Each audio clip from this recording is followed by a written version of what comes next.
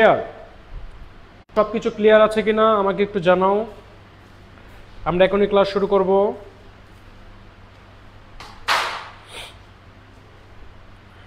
আসতেছে না কেন?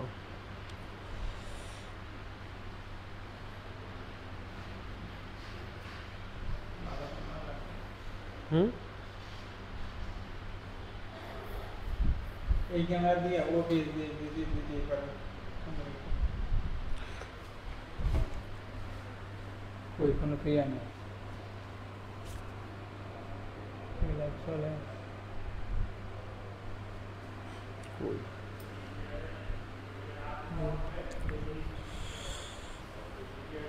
আসছে দেখেন তো।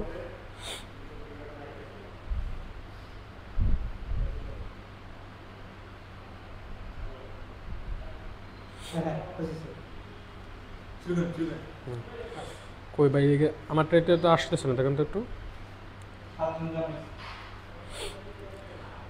সবাইকে ক্লাসে স্বাগতম। তোমরা যারা ক্লাসে জয়েন হচ্ছ তোমরা দ্রুততম সময়ের মধ্যে ক্লাসে জয়েন হয়ে যাও। নাসির ভাই এটা লাগাই দিন। আজকে আমরা সাধারণ জ্ঞানের খুবই গুরুত্বপূর্ণ বিষয়গুলো আলোচনা করব। তো তোমরা কে কোথা থেকে ক্লাসে জয়েন হচ্ছ আমাকে সেটা অবশ্যই কমেন্টসে জানাও। পাশাপাশি হচ্ছে আমরা যে বিষয়টা এখন প্রথমেই কথা বলবো সেটা হচ্ছে সাধারণ জ্ঞানের মেন আলোচনা যাওয়ার পূর্বে রেজাল্ট নিয়ে আমরা কিছু কথা বলবো। সো রেজাল্ট নিয়ে কথা বলার জন্য আমরা একটু ক্লাসটা সঠিক সময়ে শুরু করতে যাচ্ছি, যার জন্য তোমরা যারা এখনো ক্লাসে জয়েন করো নাই দ্রুততম সময়ের মধ্যে ক্লাসে জয়েন করে ফেলো। আমরা এখনই ক্লাস শুরু করব। তোমরা কি সবাই আমাকে শুনতে পাচ্ছ কিনা? সাউন্ড কানেকশন সব কিছু ক্লিয়ার আছে কিনা আমাকে একটু কমেন্টসে জানাও যে ভাইয়া সব কিছুই ক্লিয়ার।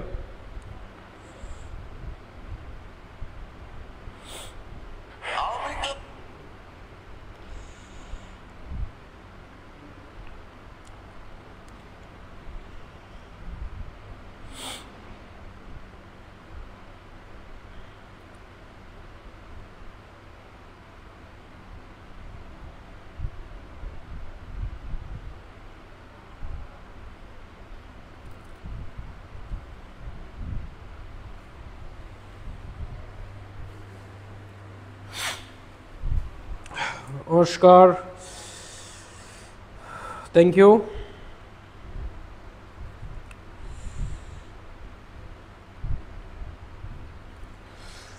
তোমরা যারা এখনো ক্লাসে জয়েন করো নাই দ্রুততম সময়ের মধ্যে ক্লাসে জয়েন করে ফেলো। আমরা এখনই শুরু করব ক্লাস আজকে। তো তোমাদের সবার উদ্দেশ্যে একটু বলার চেষ্টা করছি, যারা ক্লাসে জয়েন হচ্ছ সাথে সাথে তোমরা ক্লাসটি শেয়ার করে দাও। পাশের বন্ধুটা যেন তোমার ক্লাসটা খুব সহজেই তোমার বিশেষ করে তোমার আইডি থেকে দেখতে পাই, তোমার প্রোফাইল থেকে দেখতে পাই। সো তোমরা ক্লাসটি বেশি বেশি শেয়ার করে দাও যেন তোমার পাশের বন্ধুটি যেন ক্লাসটা করতে পারে।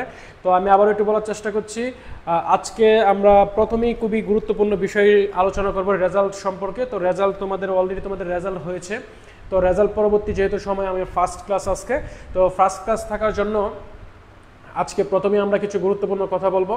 তো তোমরা যারা ক্লাসে জয়েন হচ্ছ তোমরা সবাই ক্লাসটিকে শেয়ার করে দাও। পাশাপাশি যে কাজটি তোমাকে করতে হবে, অবশ্যই যেটা করতে হবে, তুমি কোথা থেকে ক্লাসে জয়েন হচ্ছ তুমি আর সেই প্লেসটা অবশ্যই লিখে দাও, যে বাংলাদেশের 56,000 বর্গমাইল থেকে যেন সবাই ক্লাসটি আজকে করতে পারো। যার জন্য অবশ্যই আমাকে কমেন্টসে জানাও যে তোমরা কে কোথা থেকে ক্লাসে জয়েন হচ্ছ। এবং আজকে আমরা খুবই গুরুত্বপূর্ণ বিষয়সমূহ নিয়ে আলোচনা করব। তো তোমরা যারা ক্লাসে জয়েন হচ্ছে তোমাদের সাউন্ড কানেকশন ক্লিয়ার আছে কিনা, পাশাপাশি তোমাদের সবচেয়ে গুরুত্বপূর্ণ প্রশ্ন সেটা হচ্ছে সাধারণ জ্ঞান আসলে আমি বুঝি না, সাধারণ জ্ঞান কী পড়তে হবে, এত এত বিষয়, কোন বিষয়গুলো পড়লে ভালো হবে, এই সব কিছু বিষয় আজকে আমরা তোমাদের সামনে আলোচনা করব। তো তোমাদেরকে আবারও একটু বলার চেষ্টা করছি, সেটা হচ্ছে আমাদের সবচেয়ে গুরুত্বপূর্ণ বিষয় সাধারণ জ্ঞানের। আজকে আমরা যে বিষয়টা নিয়ে তোমাদের সামনে আমরা স্লাইডটা, সেই স্লাইডটা হচ্ছে অলরেডি তোমাদেরকে আমি কিছুক্ষণ পূর্বেই বলার চেষ্টা করেছি। যারা রেজাল্ট পেয়েছো, অনেকে রেজাল্ট খারাপ হয়েছে, তো ওই বিষয়ে আমরা সবার প্রথমে কথা বলবো। তো আমি সর্বশেষ অবস্থায় তোমাদেরকে বলছি, যারা ক্লাসে জয়েন হচ্ছ তোমরা কে কোথা থেকে ক্লাসে জয়েন হচ্ছ তোমার জেলাটা অবশ্যই লিখবা। ওই জেলাটাকে আমরা মেনশন করব যে আমরা ওই জেলার স্টুডেন্ট আমাদের আজকে ক্লাসটি করছে। তো তোমরা সবাই জেলাটা অবশ্যই উল্লেখ করে দিবা। পাশাপাশি আমি যে আজকে প্রশ্নগুলো নিয়ে আলোচনা করব সেই প্রশ্নর বিশেষ করে অ্যান্সার দেওয়ার চেষ্টা করবা। আর পাশাপাশি যে কাজটা করতে হবে সেই কাজটা হচ্ছে রেজাল্ট বিষয়ে গুরুত্বপূর্ণ আলোচনা আমরা এখনই শুরু করব। তোমরা যারা অলরেডি রেজাল্ট খারাপ হয়েছে তোমাদের ক্লাস আমরা এখনই শুরু করছি। অনেকের রেজাল্ট খারাপ হয়েছে যে ভাইয়া প্রিপারেশনটা আমি কীভাবে নিব, আমাকে আসলে কি আমি আদৌ চান্স পাবো কি না বা আমার চান্স হবে কি না, এরকম প্রবলেমে যারা ফেস করছো তাদের উদ্দেশ্যে আমি একটু বলার চেষ্টা করি। পুরো অ্যাডমিশন প্রক্রিয়াটা হচ্ছে একটা গুরুত্বপূর্ণ টার্নিং পয়েন্ট। তো আপনাকে সবার প্রথম যে বিষয়ে আপনাকে অবগত থাকতে হবে সেটা হচ্ছে আমি অবশ্যই জয়ী হব, আমি উইনার হব, আমি অবশ্যই ভালো করব, আমি অবশ্যই চান্স পাবো, এরকম একটা কনফিডেন্স আপনার মাঝে নিয়ে আসতে হবে। এখন যাদের রেজাল্ট খারাপ হয়েছে তারা ধরো আমার রেজাল্ট খারাপ হয়েছে আমার কি চান্স হবে না, বিষয়টা হচ্ছে আপনার চান্স অবশ্যই হবে। আপনার চান্স কেন হবে না? আপনি অবশ্যই বাকিদের থেকে 4 থেকে 5 মার্ক বেশি প্রিপারেশন নেবেন, 4 থেকে 5টা প্রশ্ন বেশি পারবেন, 6টা প্রশ্ন বেশি পারবেন, তার মানে আপনার রেজাল্টটার যে একটা গুরুত্বপূর্ণ বিষয় ছিল সেই বিষয়টা ওইটাকে ওভারকাম করে দিবে। তো আপনাকে মাথায় রাখতে হবে আপনার যদি রেজাল্ট খারাপ থাকে আপনার প্রিপারেশনটা নিতে হবে যাদের রেজাল্ট ভালো তার থেকেও দ্বিগুণ বেশি। তো আপনাকে হতাশ হওয়া যাবে না, হতাশ হলে চলবে না। আপনাকে এখন থেকেই আজকে থেকেই আপনাকে সবচেয়ে বেশি যে বিষয়ে ফোকাস করতে হবে সেটা হচ্ছে আপনি যে নার্সিং পরীক্ষাটা দিবেন সেই নার্সিং পরীক্ষার মেইন প্রশ্ন বিষয়গুলো নিয়ে যদি আপনি অ্যানালাইসিস করে করে পড়েন তাহলে মেইন পরীক্ষায় আপনি অনেক ভালো করতে পারবেন। এবং আরেকটি বিষয় আপনাকে একটু বলে দিচ্ছি, সেই বিষয়টা হচ্ছে যারা মেডিকেলে প্রিপারেশন নিতে চাচ্ছিল, বিশেষ করে এখন রেজাল্টের জন্য তোমরা নার্সিংয়ে অলরেডি আসতে চাচ্ছ, তাদের জন্য একটা বিশাল বড় গেটওয়ে। তো আপনাকে নার্সিংয়ে যদি আপনি ভালো করতে চান অবশ্যই সাধারণ জ্ঞানে আপনাকে ভালো করতে হবে, আপনার বাকি বিষয়গুলোতে ভালো করতে হবে। তো আপনাদের কোনো হতাশ হওয়ার কিছু নাই, মেডিকেল সেক্টরে থাকতে পারলে আলহামদুলিল্লাহ। তার মানে হচ্ছে আমরা আজকে যে ক্লাসটা শুরু করব সেই ক্লাসটা আপনি ইউনিভার্সিটি অ্যাডমিশন, বিশেষ করে মেডিকেল, নার্সিং, ইউনিভার্সিটি এবং জব, বিশেষ করে যারা নিয়োগের সামনে পরীক্ষা দিবেন তাদের সকলের জন্য গুরুত্বপূর্ণ। একটা প্রশ্ন ভেঙে কিভাবে আমরা বহু প্রশ্ন জানতে পারি সেই বিষয়গুলো আজকে আমরা ক্লাসে আলোচনা করব। তো আমি আবার একটু বলার চেষ্টা করছি, আপনারা কে কোথা থেকে ক্লাসে জয়েন হচ্ছেন অবশ্যই আপনার জেলাটাকে মেনশন করে দেন এবং ক্লাসটি শেয়ার করে আমাকে এখনই কমেন্টস করেন ডান, শেয়ার ডান। তো আমি এই বিষয়টা একটু দেখতে চাচ্ছি। তো শেয়ার ডান, থ্যাংক ইউ। তো সাধারণ জ্ঞানের আজকে আমরা যে বিষয়গুলো নিয়ে আলোচনা করব সেই বিষয়গুলো হচ্ছে খুবই গুরুত্বপূর্ণ বিষয়। তো গুরুত্বপূর্ণ বিষয়ের ক্ষেত্রে আমরা এমন একটি জায়গা ফার্স্টে দিয়েছি, সবাই একটু দেখার চেষ্টা করেন। ইউরাল পর্বতে কোন জাতির বসবাস ছিল? আর্য, দ্রাবিড়, অস্ট্রিক, মঙ্গোলীয়। তোমরা সবাই প্রশ্নটা একটু দেখো, সবাই অ্যান্সার করার চেষ্টা করো। আর আমি আবারও বলার চেষ্টা করছি, তোমরা যারা পরবর্তী সময়ে ক্লাসে জয়েন হয়েছো তারা অবশ্যই তোমরা কোথা থেকে ক্লাসটি করছো তোমাদের জেলাটা অবশ্যই মেনশন করে দাও, জেলার নামটা লিখে দাও। এবং আমি আবারও বলার চেষ্টা করছি তোমরা ক্লাসটাকে বেশি করে শেয়ার করে দাও যেন বাকি যে পাশের যে আপনার বন্ধুটি আছে সেই বন্ধুটা যেন আপনার প্রোফাইল থেকে ক্লাসটা দেখতে পায়। সো আমরা একটু আবার চেষ্টা করছি, ইউরাল পর্বতে কোন জাতির বসবাস ছিল? আর্য, দ্রাবিড়, অস্ট্রিক, মঙ্গোলীয়। সঠিক উত্তর দেওয়ার চেষ্টা করো, শেয়ার ডান। তোমরা সবাই শেয়ার করে দাও, আমি আবার বলার চেষ্টা করলাম তোমরা সবাই শেয়ার করে দাও আজকের ক্লাসটি, তার মানে আপনার প্রোফাইলে সেই ক্লাসটি থেকে যাবে, ইনশাআল্লাহ এখান থেকে অনেক কিছু শিখতে পারবেন। আর্য, দ্রাবিড়, অস্ট্রিক, মঙ্গোলীয়। সঠিক উত্তর এ আর্য। আমরা সঠিক উত্তর চাচ্ছি এ। কিশোরগঞ্জ থেকে, ময়মনসিংহ থেকে কে? কিশোরগঞ্জ অনেকে ক্লাস করছো, তো আপনাদের আমি উদ্দেশ্য করে বলছি। তো সি, আমরা এমন একটি জায়গা সিলেক্ট করেছি যেটা হচ্ছে নেশন রিলেটেড, জাতি রিলেটেড। তো আপনারা জানেন যে বাংলাদেশের আমরা হচ্ছে বাঙালি জাতি, আমরা জাতি হিসেবে কি আমরা বাঙালি জাতি। সবাই ক্লাসে একটু মন দাও, আমরা জাতি হিসেবে বাঙালি। তো বাঙালির জাতি হিসেবে সমগ্র বাঙালি জাতিকে দুটা ভাগে ভাগ করা হয়। সমগ্র বাঙালি জাতিকে দুটি ভাগে ভাগ করা হয়। এক হচ্ছে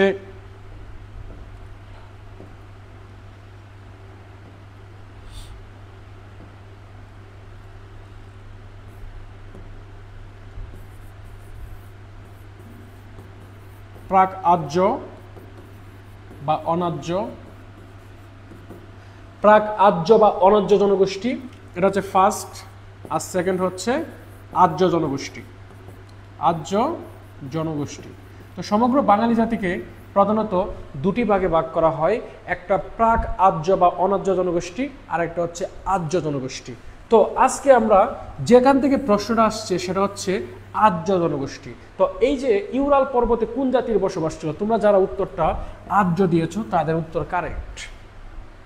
সমগ্র বাঙালি জাতিকে প্রধানত দুটি ভাগে ভাগ করা হয়, প্রাক আর্য বা অনার্য জনগোষ্ঠী, আর একটা হচ্ছে আর্য জনগোষ্ঠী। প্রাক আর্য বা অনার্য জনগোষ্ঠীর ভাগ হচ্ছে চারটা। প্রাক আর্য বা অনার্য জনগোষ্ঠীর ভাগ কয়টা? চারটা।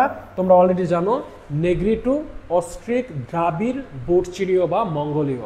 নেগ্রিটু, অস্ট্রিক, দ্রাবিড় বা মঙ্গোলীয়। এখন আমি যে আজকে বলার চেষ্টা করলাম, সমগ্র বাঙালি জাতিকে দুটা ভাগে ভাগ করা হয়, একটা হচ্ছে প্রাক আর্য বা অনার্য জনগোষ্ঠী, সেকেন্ড হচ্ছে আর্য জনগোষ্ঠী। এই প্রাক আর্যর ভাগ হচ্ছে চারটা, নেগ্রিটু, অস্ট্রিক, দ্রাবিড়, মঙ্গোলীয়।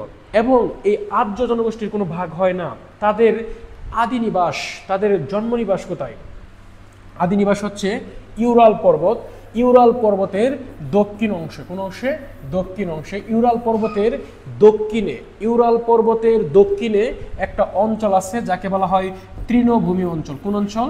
তৃণভূমি অঞ্চল। ইউরাল পর্বতের দক্ষিণে তৃণভূমি অঞ্চল। এই তৃণভূমি অঞ্চলটা বর্তমানে কোন দেশকে মিন করা হয়? যদি প্রশ্ন করা হয় আর্যদের আদি নিবাস কোথায়, আর্য জাতির আদি নিবাস হচ্ছে ইউরাল পর্বতের কোন অংশে? দক্ষিণে। কোন অঞ্চলে? তৃণভূমি অঞ্চল। তৃণভূমি অঞ্চলকে আমরা পড়লাম একটা ওয়ার্ড দ্বারা, লিখলাম ইরাম, লিখলাম হচ্ছে ইরাম। এই যে ই হচ্ছে ইরান, এই রা হচ্ছে রাশিয়া,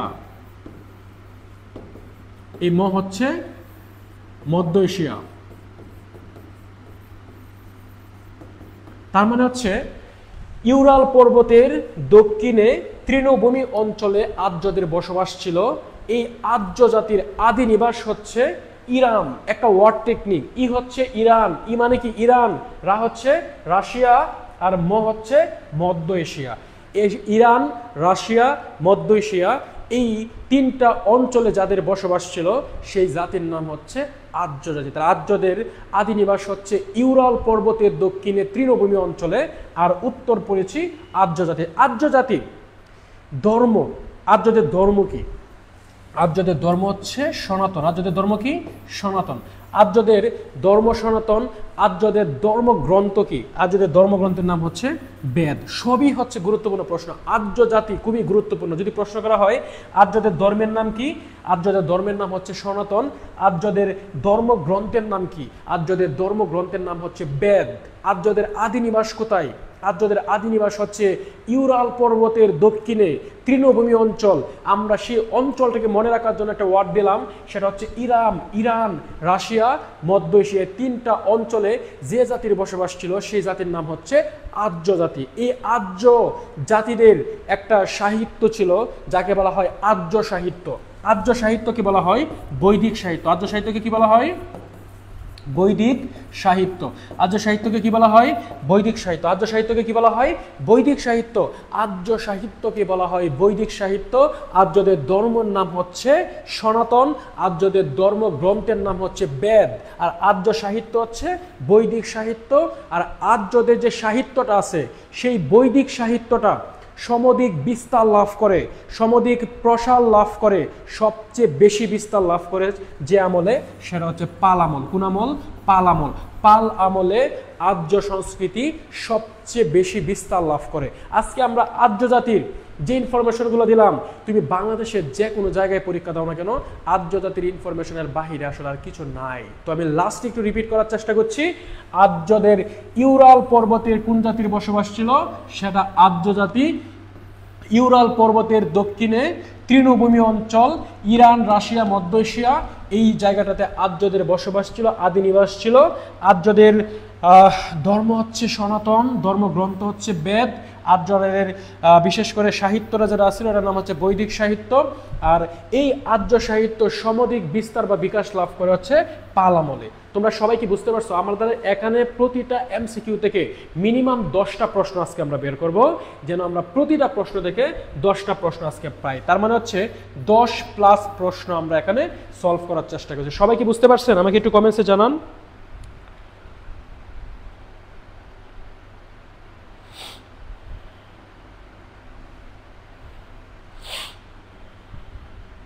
সবাই আমাকে একটু জানার চেষ্টা করেন।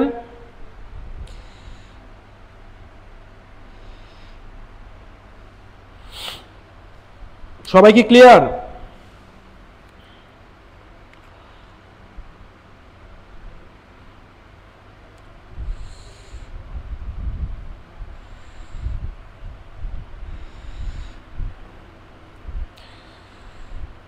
সবাই ক্লিয়ার? ও আচ্ছা, একজন একটা প্রশ্ন করেছেন, আর্যরা ভারতে এসেছিলেন কত সালে? তাদের নির্দিষ্ট কোনো সাল ছিল না, এই 1200 থেকে 1300 সালের মাঝামাঝি সময়ে তারা এসেছিল। এটা সালটা গুরুত্বপূর্ণ না, এই সময়ের মাঝামাঝি সময়। আচ্ছা, থ্যাংক ইউ। তো আমি আবার একটু বলার চেষ্টা করি, তোমরা যারা এখনো ক্লাসটি শেয়ার করো নাই, প্লিজ সবাই শেয়ার ডান লিখে দাও, শেয়ার করে দাও। আর যারা এখনো তোমরা কোথা থেকে ক্লাস করছো, যারা এখনো লিখো নাই, তারা আমাকে অবশ্যই কমেন্টসে জানাও যে আমি ওই জেলা থেকে ক্লাস করছি। ধন্যবাদ।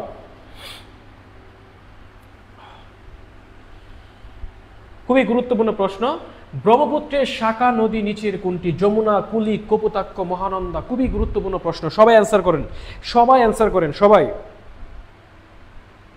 আপনারা অবশ্যই নোট করবেন, কারণ হচ্ছে আর্য থেকে যা আসছে এর আগের প্রশ্ন সব দিয়ে দিচ্ছি, আপনি অবশ্যই নোটস করবেন।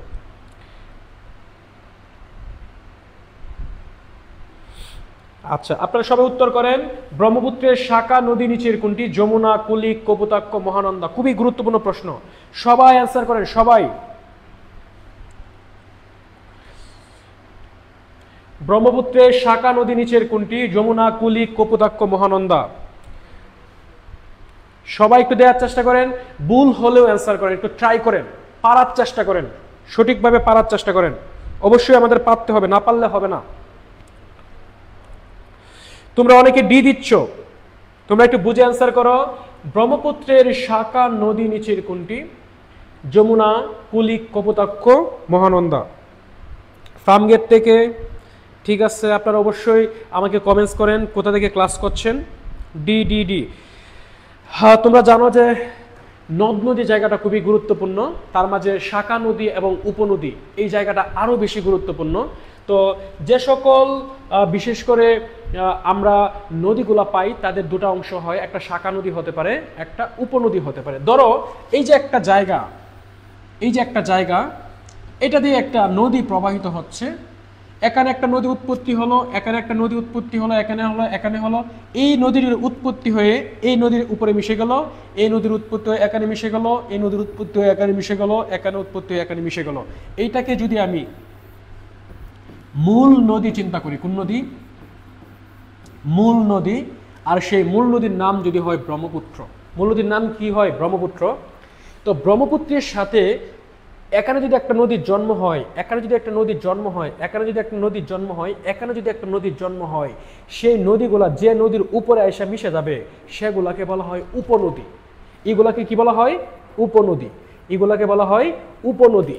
কিন্তু এই যে একটা যদি মূল নদী, সেটা যদি হয় ব্রহ্মপুত্র, সেই ব্রহ্মপুত্র থেকে যদি বাচ্চা বের হয়, তার মানে হচ্ছে শাখা বের হয়। তার মানে হচ্ছে শাখা, একটা বের হলো, আরেকটা বের হলো, আরেকটা বের হলো, আরেকটা বের হলো, আরেকটা বের হলো। এই ব্রহ্মপুত্র থেকে যে পিচ্ছি বাচ্চাগুলো বের হবে সেগুলোকে বলা হয় ব্রহ্মপুত্রের শাখা নদী, নট উপনদী। তার মানে আমি প্রশ্ন করেছি ব্রহ্মপুত্রের শাখা নদী নিচের কোনটা?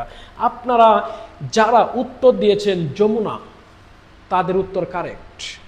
আর যারা আপনারা ডি মহানন্দা দিয়েছেন, এটা হচ্ছে ক্রস। তো উত্তর দিয়েছেন, কোনো প্রবলেম নাই, আপনারা অবশ্যই কমেন্টসে উত্তর জানাবেন।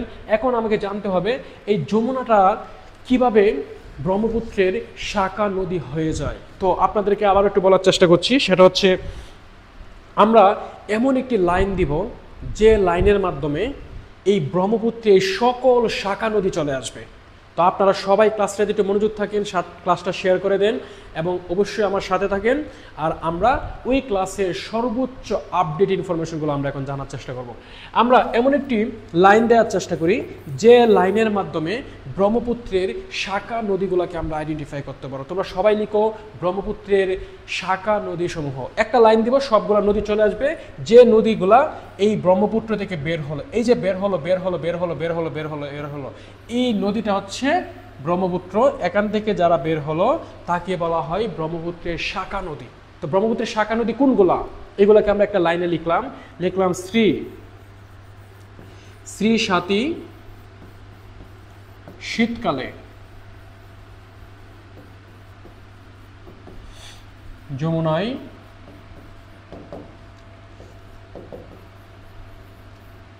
বংশী বানায়। শ্রী সাথী শীতকালে যমুনায় বংশী বানায়। সবাই একটু দেখো, খুবই শর্ট একটা লাইন, আপনাকে কোনো প্রশ্নে আটকাতে পারবে না যে প্রশ্ন যদি ব্রহ্মপুত্রের শাখা নদী দিয়ে আসে। শ্রী সাথী শীতকালে যমুনায় বংশী বানায়, শ্রী সাথী শীতকালে যমুনায় বংশী বানায়। ওই লাইনটা দ্বারা আপনি আইডেন্টিফাই করতে পারবেন ব্রহ্মপুত্রের সকল গুরুত্বপূর্ণ শাখা নদীসমূহ। এই যে শ্রী, এই শ্রী হচ্ছে শ্রীকালী, একটা নদী আছে, এই শ্রী হচ্ছে শ্রীকালী, শ্রী হচ্ছে শ্রীকালী। এই যে সাথী, এই সাথী হচ্ছে সাতিয়া, সাথী মানে কি সাতিয়া। আবার বললাম শ্রী হচ্ছে শ্রীকালী, সাথী হচ্ছে সাতিয়া। শ্রীকালী নদী, সাতিয়া নদী। এই শীতকাল, এই শীতকাল হচ্ছে শীতলক্ষা। শীতকাল মানে কি শীতলক্ষা, শীতকাল হচ্ছে শীতলক্ষা, শীতকাল হচ্ছে শীতলক্ষা। আমি আবার বললাম শীতকাল মানে কি শীতলক্ষা। শ্রী হচ্ছে শ্রীকালী, এই সাথী হচ্ছে সাতিয়া, শীতকালে হচ্ছে শীতলক্ষা। তার মানে হচ্ছে শ্রী সাথী যমুনায়, শীতকালে যমুনায়। যমুনা মানে কি যমুনা, যমুনায় মানে কি যমুনায় বংশী বানায়। এই বংশী একটা নদীর নাম, বংশী একটা কিসের নাম নদীর নাম, বংশী একটা কিসের নাম নদীর নাম। এই যে বানায়, এই বানাই মানে হচ্ছে বানার, বানারও একটা নদীর নাম। বানার একটা কিসের নাম নদীর নাম, বানার একটা নদীর নাম, শ্রীকালে একটা নদীর নাম, সাতিয়া একটা নদীর নাম। এক্সেপশনাল নামগুলা যেগুলো আছে এগুলাই কিন্তু এখন পরীক্ষায় সবচেয়ে বেশি আসে। আপনাকে অবশ্যই নতুন নতুন নদীর নাম দিলাম। শ্রী সাথী শীতকালে যমুনায় বংশী বানাই। এই যে শ্রী, শ্রী হচ্ছে শ্রীকালী, সাথী হচ্ছে সাতিয়া, সাথী হচ্ছে সাতিয়া, শীতকালে হচ্ছে শীতলক্ষা, যমুনায় হচ্ছে যমুনা, বংশী হচ্ছে বংশী, বানাই হচ্ছে বানার। সবগুলা নদী কার শাখা নদী? সবগুলা নদী হচ্ছে ব্রহ্মপুত্রের শাখা নদী হিসেবে পরিচিত। যদি প্রশ্ন আসছে ব্রহ্মপুত্রের শাখা নদী কোনটা, এই যে নদীগুলো বের করলাম তার সাথে মিল পাইছে কোন নদীকে? যমুনা নদীকে। উত্তর যারা যমুনা দিয়েছে তাদের উত্তর কারেক্ট। বুঝতে পারছেন সবাই? আপনারা আশা করি সবাই ক্লিয়ার। সবাই আমাকে একটু বলো, যারা এ দিয়েছিল সবাই আছে কি কারেক্ট? আপনাদের উদ্দেশ্যে বলি, সবাই কি বুঝতে পারছেন? আমরা কিন্তু অনেকগুলো প্রশ্ন এখান থেকে জানার চেষ্টা করলাম, অনেক ক্যাটাগরি দিয়ে প্রশ্ন আসতে পারে। Thank you. আপনারা কে কোথায় ক্লাসে জয়েন করছেন অবশ্যই আমাকে একটু কমেন্টসে জানান, এবং ক্লাসটি এখনো যারা শেয়ার করেন নাই, ক্লাস করতেছেন, তারা কিন্তু অবশ্যই ক্লাসটি শেয়ার করে দেন। তো আপনাকে সবাই বুঝতে পারছেন? আমাকে একটু কমেন্টসে জানান যে ভাইয়া ক্লাস ডান, ক্লিয়ার। সবাই কি বুঝছেন? শ্রী হচ্ছে শ্রীকালী, শ্রীকালী একটা নদীর নাম, শ্রীকালী, শ্রীকালী, শ্রীকালী, শ্রী হচ্ছে শ্রীকালী। থ্যাংক ইউ বোঝার জন্য। তার পরবর্তী টেনশনে যাই। শ্রী হচ্ছে শ্রীকালী, ধন্যবাদ। পরের ক্লাসটির জন্য পরের কোয়েশ্চন হচ্ছে মুক্তিযুদ্ধের প্রথম, এটা হবে প্রথম, মুক্তিযুদ্ধের প্রথম, মুক্তিযুদ্ধের প্রথম স্বাধীন সেক্টর কোনটি? মুক্তিযুদ্ধের প্রথম স্বাধীন sector Srikali. Thank you, Srikali, Srikali, right. হ্যাঁ, শ্রীকালী নদী। তো মুক্তিযুদ্ধের প্রথম স্বাধীন সেক্টর কোনটি? সবাই একটু আমাকে অ্যান্সার দেওয়ার চেষ্টা করেন, মুক্তিযুদ্ধের প্রথম স্বাধীন সেক্টর কোনটা? আর আপনারা যারা এখনো ক্লাসে জয়েন করেছেন, আপনি কোথা থেকে ক্লাসে জয়েন হচ্ছেন লিখেন নাই, তারা অবশ্যই লিখেন, পাশাপাশি ক্লাসটি শেয়ার করে দেন। মুক্তিযুদ্ধের প্রথম স্বাধীন সেক্টর কোনটি? 1, 5, 8, 11। সবাই আমার সাথে একটু উত্তর করার চেষ্টা করেন, সবাই উত্তর করেন। সি, অনেকে দিচ্ছ 8, সবাই একটু দেওয়ার চেষ্টা করেন, সঠিক উত্তর দেওয়ার চেষ্টা করেন। 8, সবাই উত্তর করেন, সবাই উত্তর করার চেষ্টা করেন। মুক্তিযুদ্ধের প্রথম স্বাধীন সেক্টর কোনটা? 1, 5, 8, 11। সবাই একটু দেওয়ার চেষ্টা করো। আমরা এমন একটি জায়গা থেকে একটি প্রশ্ন সিলেক্ট করেছি। তোমরা যারা আজকে ক্লাসে জয়েন হয়েছো তোমরা জানো যে মহান মুক্তিযুদ্ধ হচ্ছে বাংলাদেশের ইতিহাস এবং ঐতিহ্যের দ্বারক বাহক। স্বাধীন বাংলাদেশ আজকে আমরা ক্লাস নিচ্ছি। যে স্বাধীন বাংলাদেশ আজকে আমরা ক্লাস নিচ্ছি সে বাংলাদেশ মহান মুক্তিযুদ্ধের রক্তে রঞ্জিত ইতিহাস। এই মুক্তিযুদ্ধ থেকে আমাদের মাস্ট পরীক্ষায় প্রশ্ন থাকবে। তো আজকে এমন একটি প্রশ্ন আমরা করেছি, মহান মুক্তিযুদ্ধের প্রথম স্বাধীন সেক্টর কোনটি? এই প্রশ্নের উত্তর একটু দেওয়ার চেষ্টা করো। তো আমি একটু আগে বলার চেষ্টা করি। 1971 সালে মহান মুক্তিযুদ্ধ, আপনারা সবাই উত্তর করতে থাকেন আর মিলিয়ে নিয়েন কি হয়, লাস্টে উত্তরটা আমরা বের করি। মুক্তিযুদ্ধের প্রথম স্বাধীন সেক্টর কোনটি? 1, 5, 8, 11। মহান মুক্তিযুদ্ধ 1971 সালে বাংলাদেশকে 11টি সেক্টরে ভাগ করা হয়। বাংলাদেশে কয়টি সেক্টরে ভাগ করা হয়? বাংলাদেশে 11টি সেক্টরে, সমগ্র বাংলাদেশকে সেক্টরে ভাগ করা হয় 11টি। 11টি সেক্টরের মাঝে সাব সেক্টর ছিল হচ্ছে 64। সাব সেক্টর ছিল কয়টি? 64। সাব সেক্টর ছিল হচ্ছে 64। সাব সেক্টর কয়টি? 64। সাব সেক্টর হচ্ছে 64। সাব সেক্টর কয়টি? 64। আর টোটাল সেক্টর হচ্ছে 11টি। বাংলাদেশকে কয়টি সেক্টরে ভাগ করা হয়? 11টি সেক্টরে ভাগ করা হয়। বাংলাদেশের সাব সেক্টর ছিল কয়টি? 64টি সাব সেক্টর ছিল। যখন মুক্তিযুদ্ধ হয়েছিল বাংলাদেশে, মুক্তিযুদ্ধের সময় বাংলাদেশের জেলা ছিল 19টি জেলা। বাংলাদেশের মুক্তিযুদ্ধের সময় জেলা ছিল কয়টা? 19টা। সবগুলো গুরুত্বপূর্ণ প্রশ্ন। মহান মুক্তিযুদ্ধের সময় বাংলাদেশের জেলা ছিল কয়টা? মহান মুক্তিযুদ্ধের সময় বাংলাদেশের জেলা ছিল 19টা জেলা। 1971 সালের মহান মুক্তিযুদ্ধের সময় বাংলাদেশের জেলা ছিল 19টা। যদি প্রশ্ন করা হয় বাংলাদেশের সাব সেক্টর কয়টি? 64। বাংলাদেশের সেক্টর কয়টি? 11টা। তার মানে মুক্তিযুদ্ধকালীন সময় জেলা আর বৃহত্তর জেলা কি এক? না। প্রশ্ন হচ্ছে, যদি প্রশ্ন করা হয় বাংলাদেশের বৃহত্তর জেলা ছিল কয়টা? বাংলাদেশের বৃহত্তর জেলা ছিল হচ্ছে 17টা। বাংলাদেশের বৃহত্তর জেলা কয়টা? 17টা। বাংলাদেশের বৃহত্তর জেলা কয়টা? 17টা। আমি আবার বলার চেষ্টা করছি, বাংলাদেশের বৃহত্তর জেলা কয়টা? বাংলাদেশের বৃহত্তর জেলা হচ্ছে 17টা। তো আমি আবার পড়ি, সমগ্র বাংলাদেশকে 11টি সেক্টরে ভাগ করা হয়। সাব সেক্টর ছিল 64। মুক্তিযুদ্ধকালীন সময় বাংলাদেশের জেলা ছিল 19টি জেলা এবং বাংলাদেশের বৃহত্তর জেলা ছিল হচ্ছে 17টি। তার মানে এগুলো হচ্ছে আমাদের বেসিক প্রশ্ন। আমরা 11টি সেক্টরের মধ্যে 11টা সেক্টরের মধ্যে প্রথম স্বাধীন সেক্টর, প্রথম স্বাধীন হয় যে সেক্টর, সেই সেক্টরের নাম হচ্ছে সেক্টর নম্বর 8। আপনারা যারা 8 উত্তর দিয়েছেন তাদের উত্তর কারেক্ট। 8 মানে কি? 8-এর যে জেলাটা ছিল সেটা হচ্ছে যশোর। আপনারা যশোর থেকে কারা ক্লাস করছেন তারা অবশ্যই আমাকে কমেন্টসে জানাবেন যে আপনি যশোর থেকে ক্লাস করছেন।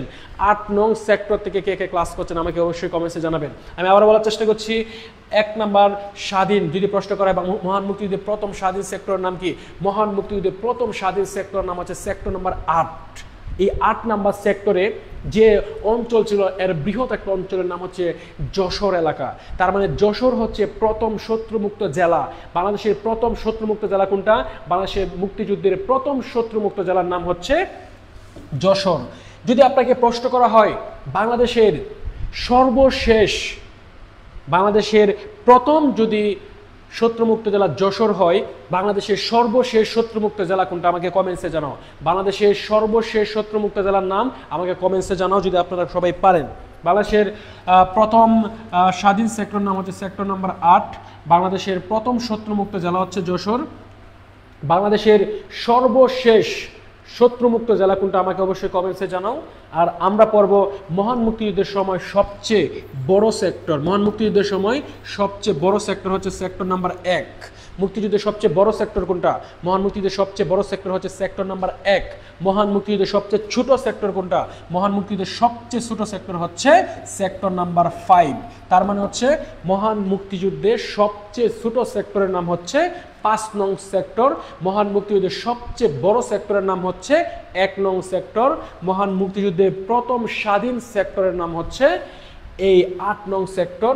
প্রথম স্বাধীন শত্রুমুক্ত জেলা হচ্ছে যশোর জেলা এবং সর্বশেষ যে জেলা সেটা হচ্ছে, আপনারা যারা উত্তর দিয়েছেন ঢাকা, তাদের উত্তর কারেক্ট। তার মানে হচ্ছে বাংলাদেশের সর্বশেষ শত্রুমুক্ত জেলার নাম হচ্ছে ঢাকা জেলা। তার মানে আমরা যেখানে অবস্থান করছি ঢাকা, ঢাকা হচ্ছে বাংলাদেশের মুক্তিযুদ্ধের সময় সর্বশেষ শত্রুমুক্ত জেলা। বাংলাদেশের মুক্তিযুদ্ধের সময় প্রথম শত্রুমুক্ত জেলার নাম হচ্ছে যশোর। বাংলাদেশের মুক্তিযুদ্ধের সময় সর্বশেষ শত্রুমুক্ত জেলার নাম কি? ঢাকা জেলা। আর আমরা যে প্রশ্নগুলো পড়ার চেষ্টা করলাম, আমি আবারও একটু বলার চেষ্টা করছি। মুক্তিযুদ্ধের সময় প্রথম স্বাধীন সেক্টর হচ্ছে সেক্টর নম্বর 8। প্রথম স্বাধীন শত্রুমুক্ত জেলার নাম হচ্ছে যশোর। সর্বশেষ স্বাধীন শত্রুমুক্ত জেলার নাম হচ্ছে ঢাকা জেলা। যদি প্রশ্ন করা হয় মহান মুক্তিযুদ্ধের সবচেয়ে বড় সেক্টর হচ্ছে সেক্টর 1, মহান মুক্তিযুদ্ধের সবচেয়ে ছোট সেক্টর হচ্ছে সেক্টর নাম্বার 5, মহান মুক্তিযুদ্ধে সাব সেক্টর 64, যে সেক্টর 11, মুক্তিযুদ্ধকালীন সময়ে জেলা 19টি, আর বৃহত্তর জেলা ছিল হচ্ছে 17টি। এই যে আমরা প্রশ্নগুলো দিলাম, এখানে প্রায় 12+ প্রশ্ন আছে যে প্রশ্নগুলো আছে। সর্বশেষ একটা বিষয় বলি, মহান মুক্তিযুদ্ধের সময় নৌ সেক্টর, মহান মুক্তিযুদ্ধের সময় নৌ সেক্টর ছিল হচ্ছে সেক্টর নাম্বার 10। মহান মুক্তিযুদ্ধের নৌ সেক্টর কত? 10। মহান মুক্তিযুদ্ধের সময় নৌ সেক্টর নৌবাহিনী দ্বারা নিয়ন্ত্রণ হতো বঙ্গোপসাগরের তীরবর্তী অঞ্চল, নৌবাহিনী দ্বারা নিয়ন্ত্রিত হতো যে সেক্টর, সেটার নাম হচ্ছে 10 নং সেক্টর। তো আমি আবার একটু বলার চেষ্টা করছি, আপনারা সবাই কি বুঝতে পারছেন? আমরা অনেকগুলো প্রশ্ন দেখলাম। থ্যাংক ইউ, সবাই আমাকে একটু সাপোর্ট করেন। সবাই কি বুঝছেন ভাইয়া? যারা ক্লাস করছেন, আপনারা যারা এখনো আপনার জেলার নাম লিখেন নাই, আপনারা যারা এখনো ক্লাসটি শেয়ার করেন নাই, দ্রুত শেয়ার ডান লিখে দাও আমাকে কমেন্টসে। আর আপনারা ক্লাসটি যদি বুঝে থাকেন তাহলে মানে আমাকে একটু লিখেন যে ভাইয়া বুঝতেছি, ক্লিয়ার সব কিছু, সাউন্ড কানেকশন ক্লিয়ার আছে কিনা আমাকে একটু বলার চেষ্টা করেন।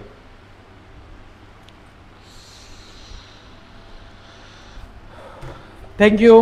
আমরা পরবর্তী প্রশ্নে যাওয়ার চেষ্টা করি।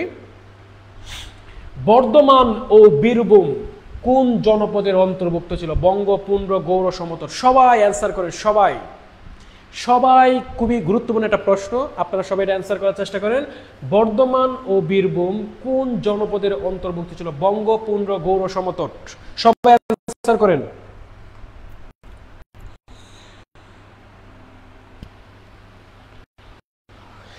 সেক্টর কমান্ডার অবশ্যই ছিল। আমরা সেক্টর কমান্ডারের বিষয়গুলো আমরা এমন একটি ট্রিক্সের মাধ্যমে জানবো, নেক্সট ক্লাসের জন্য অপেক্ষা করে। এক এক ক্লাসে আমরা এক একটা সিকোয়েন্স মেনটেন করে আমরা ক্লাস নিই। থ্যাংক ইউ ভাইয়া। সেক্টর কমান্ডার ছিল না 10 নং সেক্টরে, আমরা সেক্টর কমান্ডার বিষয় নিয়ে আমরা নেক্সটে আলোচনা করব। আচ্ছা, তোমরা কে কোথা থেকে ক্লাস করছো আমাকে অবশ্যই কমেন্টসে জানাও, যারা এখনো জয়েন করো নাই, লিখো নাই, সবাই ক্লাসটি শেয়ার করে দাও।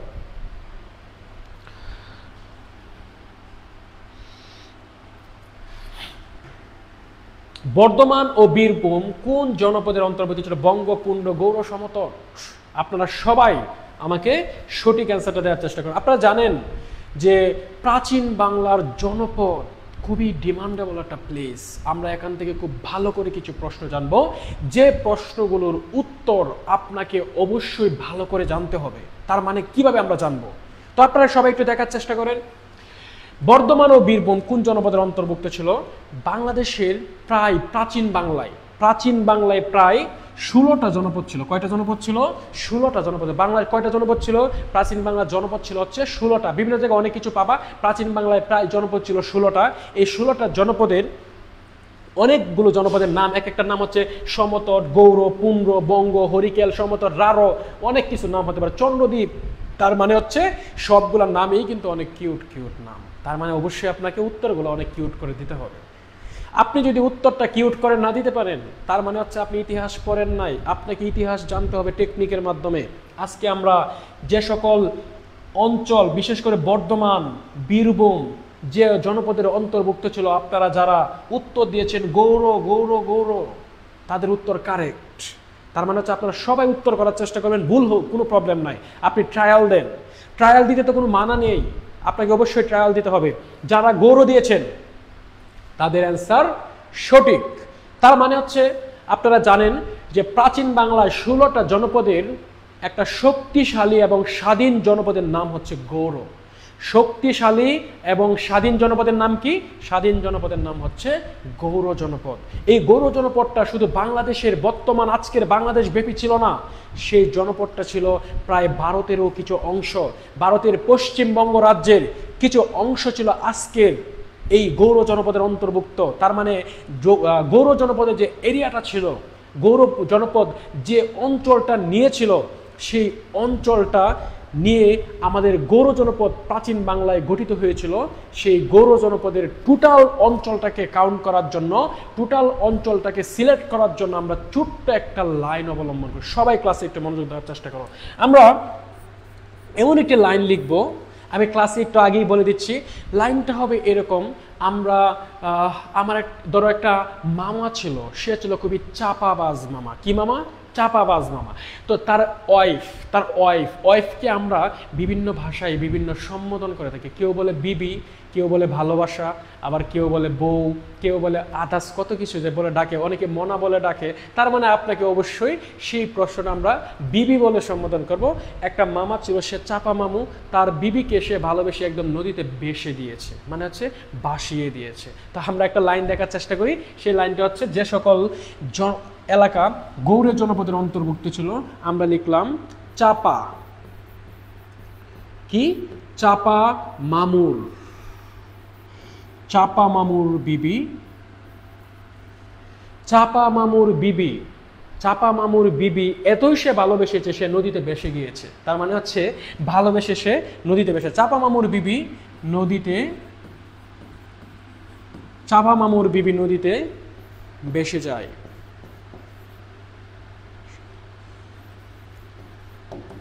এই যে একটা লাইন দিছি, সেই লাইনটা আপনি পড়ার পর আপনি গৌড় জনপদের যে এরিয়াটা ছিল আপনি কখনোই ভোলার কথা না। আমরা লিখলাম চাপা মামুর বিবি নদীতে ভেসে যায়, চাপা মামুর বিবি নদীতে ভেসে যায়। এই লাইনটা আপনি যদি মনে রাখেন, গৌড় জনপদ কোন অঞ্চলটা ছিল সেটা আপনি এখনই সিলেক্ট করতে পারবেন। এই চাপা হচ্ছে চাপাই নবাবগঞ্জ। আপনারা চাপাই নবাবগঞ্জ থেকে কেউ ক্লাস করছেন অবশ্যই আমাকে কমেন্টসে জানান। চাপা হচ্ছে চাপাই নবাবগঞ্জ, চাপাই হচ্ছে চাপাই নবাবগঞ্জ। আর এই যে মা, এই মা হচ্ছে মালদহ, মা হচ্ছে মালদহ, মা হচ্ছে মালদহ। এই যে মু, এই মু হচ্ছে মুর্শিদাবাদ, মু হচ্ছে মুর্শিদাবাদ, মু হচ্ছে মুর্শিদাবাদ। আমি আবার বলার চেষ্টা করলাম, মা হচ্ছে মালদহ, মু হচ্ছে মুর্শিদাবাদ। তার মানে হচ্ছে চাপা চাপাই নবাবগঞ্জ, মা হচ্ছে মালদহ, আর মু হচ্ছে মুর্শিদাবাদ। চাপাই নবাবগঞ্জ, মালদহ, মুর্শিদাবাদ, চাপা মামুর বিবি। এই ফার্স্ট বি হচ্ছে বর্ধমান, সেকেন্ড বি হচ্ছে Birbhum. First B Bardhaman, second B Birbhum. First B Bardhaman, second B কি? বীরভূম। এই বর্ধমান বীরভূম, বর্ধমান বীরভূম। এই যে নদীতে, নদীতে, এই নদীতে মানে হচ্ছে নদিয়া। নদীতে মানে কি? নদিয়া। নদীতে মানে কি? নদিয়া। নদীতে মানে হচ্ছে নদিয়া। নদিয়া বীরভূম, নদিয়া বীরভূম, তারপর হচ্ছে বর্ধমান, তারপর হচ্ছে মুর্শিদাবাদ, মালদহ, চাঁপাইনবাবগঞ্জ। এই সকল এরিয়ার যে জোনটা ছিল, সেই রিজনটা ছিল হচ্ছে গৌড় জনপদের অন্তর্ভুক্ত। কোন জনপদ? গৌড় জনপদ। তো গৌড় জনপদকে আমরা যে লাইনে আবদ্ধ করলাম সেই লাইনটা হচ্ছে চাপা মামুর বিবি নদীতে ভেসে যায়।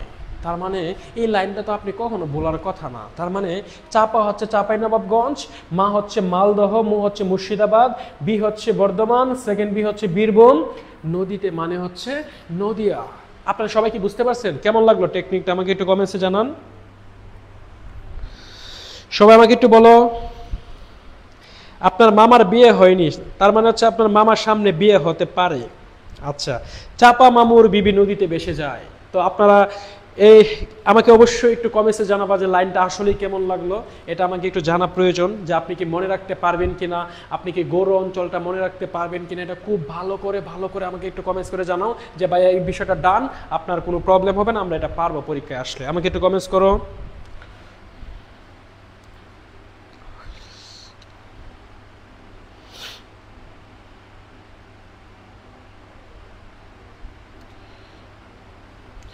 সবাইকে আমাকে শুনতে পাচ্ছ? সবাইকে আমাকে শুনতে পাচ্ছ?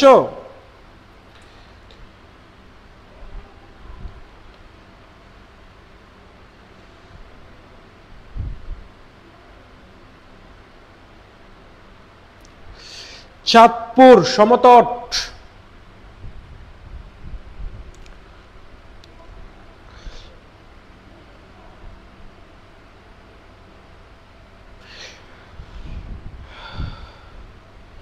আপনারা কি সবাই ক্লাসে সাউন্ড কানেকশন ক্লিয়ার আছে? আমাকে একটু কমেন্টসে জানান সাউন্ড কানেকশন ক্লিয়ার আছে কিনা।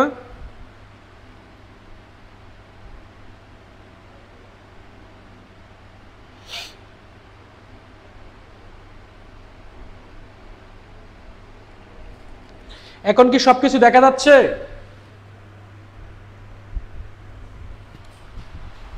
দেখতো দেখা যাচ্ছে না কেন? স্টুডেন্ট বলতেছে দেখা যাচ্ছে সবকিছু। আমাদের কিন্তু সবকিছু ঠিক আছে, আপনারা কি দেখতে পাচ্ছেন সবাই?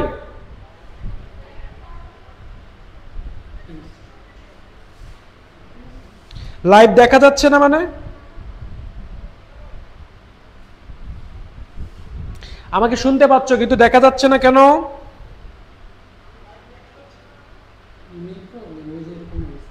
হ্যাঁ, আচ্ছা, এখন হয়তো আপনারা দেখতে পাবেন, কিছুটা ওয়েট করেন। আমি একটু কমেন্টসে জানান সব কিছু দেখা যাচ্ছে কিনা। তন্ময় রাখ দে।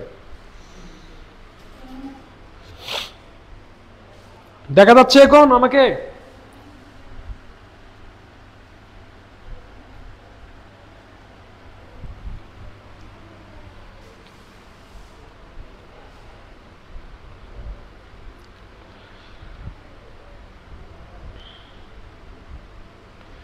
আচ্ছা, আপনাদের সাউন্ড কানেকশন বা দেখা যাওয়ার একটু প্রবলেম হচ্ছে হয়তো মেবি, তো দেখা যাবে, একটু ওয়েট। তো দেখা যাওয়ার কথা।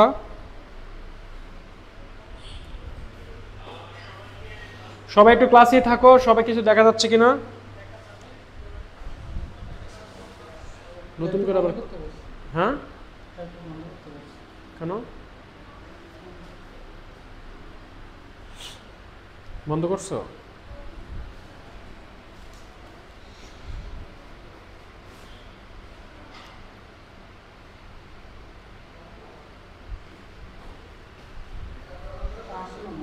হ্যাঁ, দেখা যাচ্ছে না কেন দেখতো? হ্যাঁ,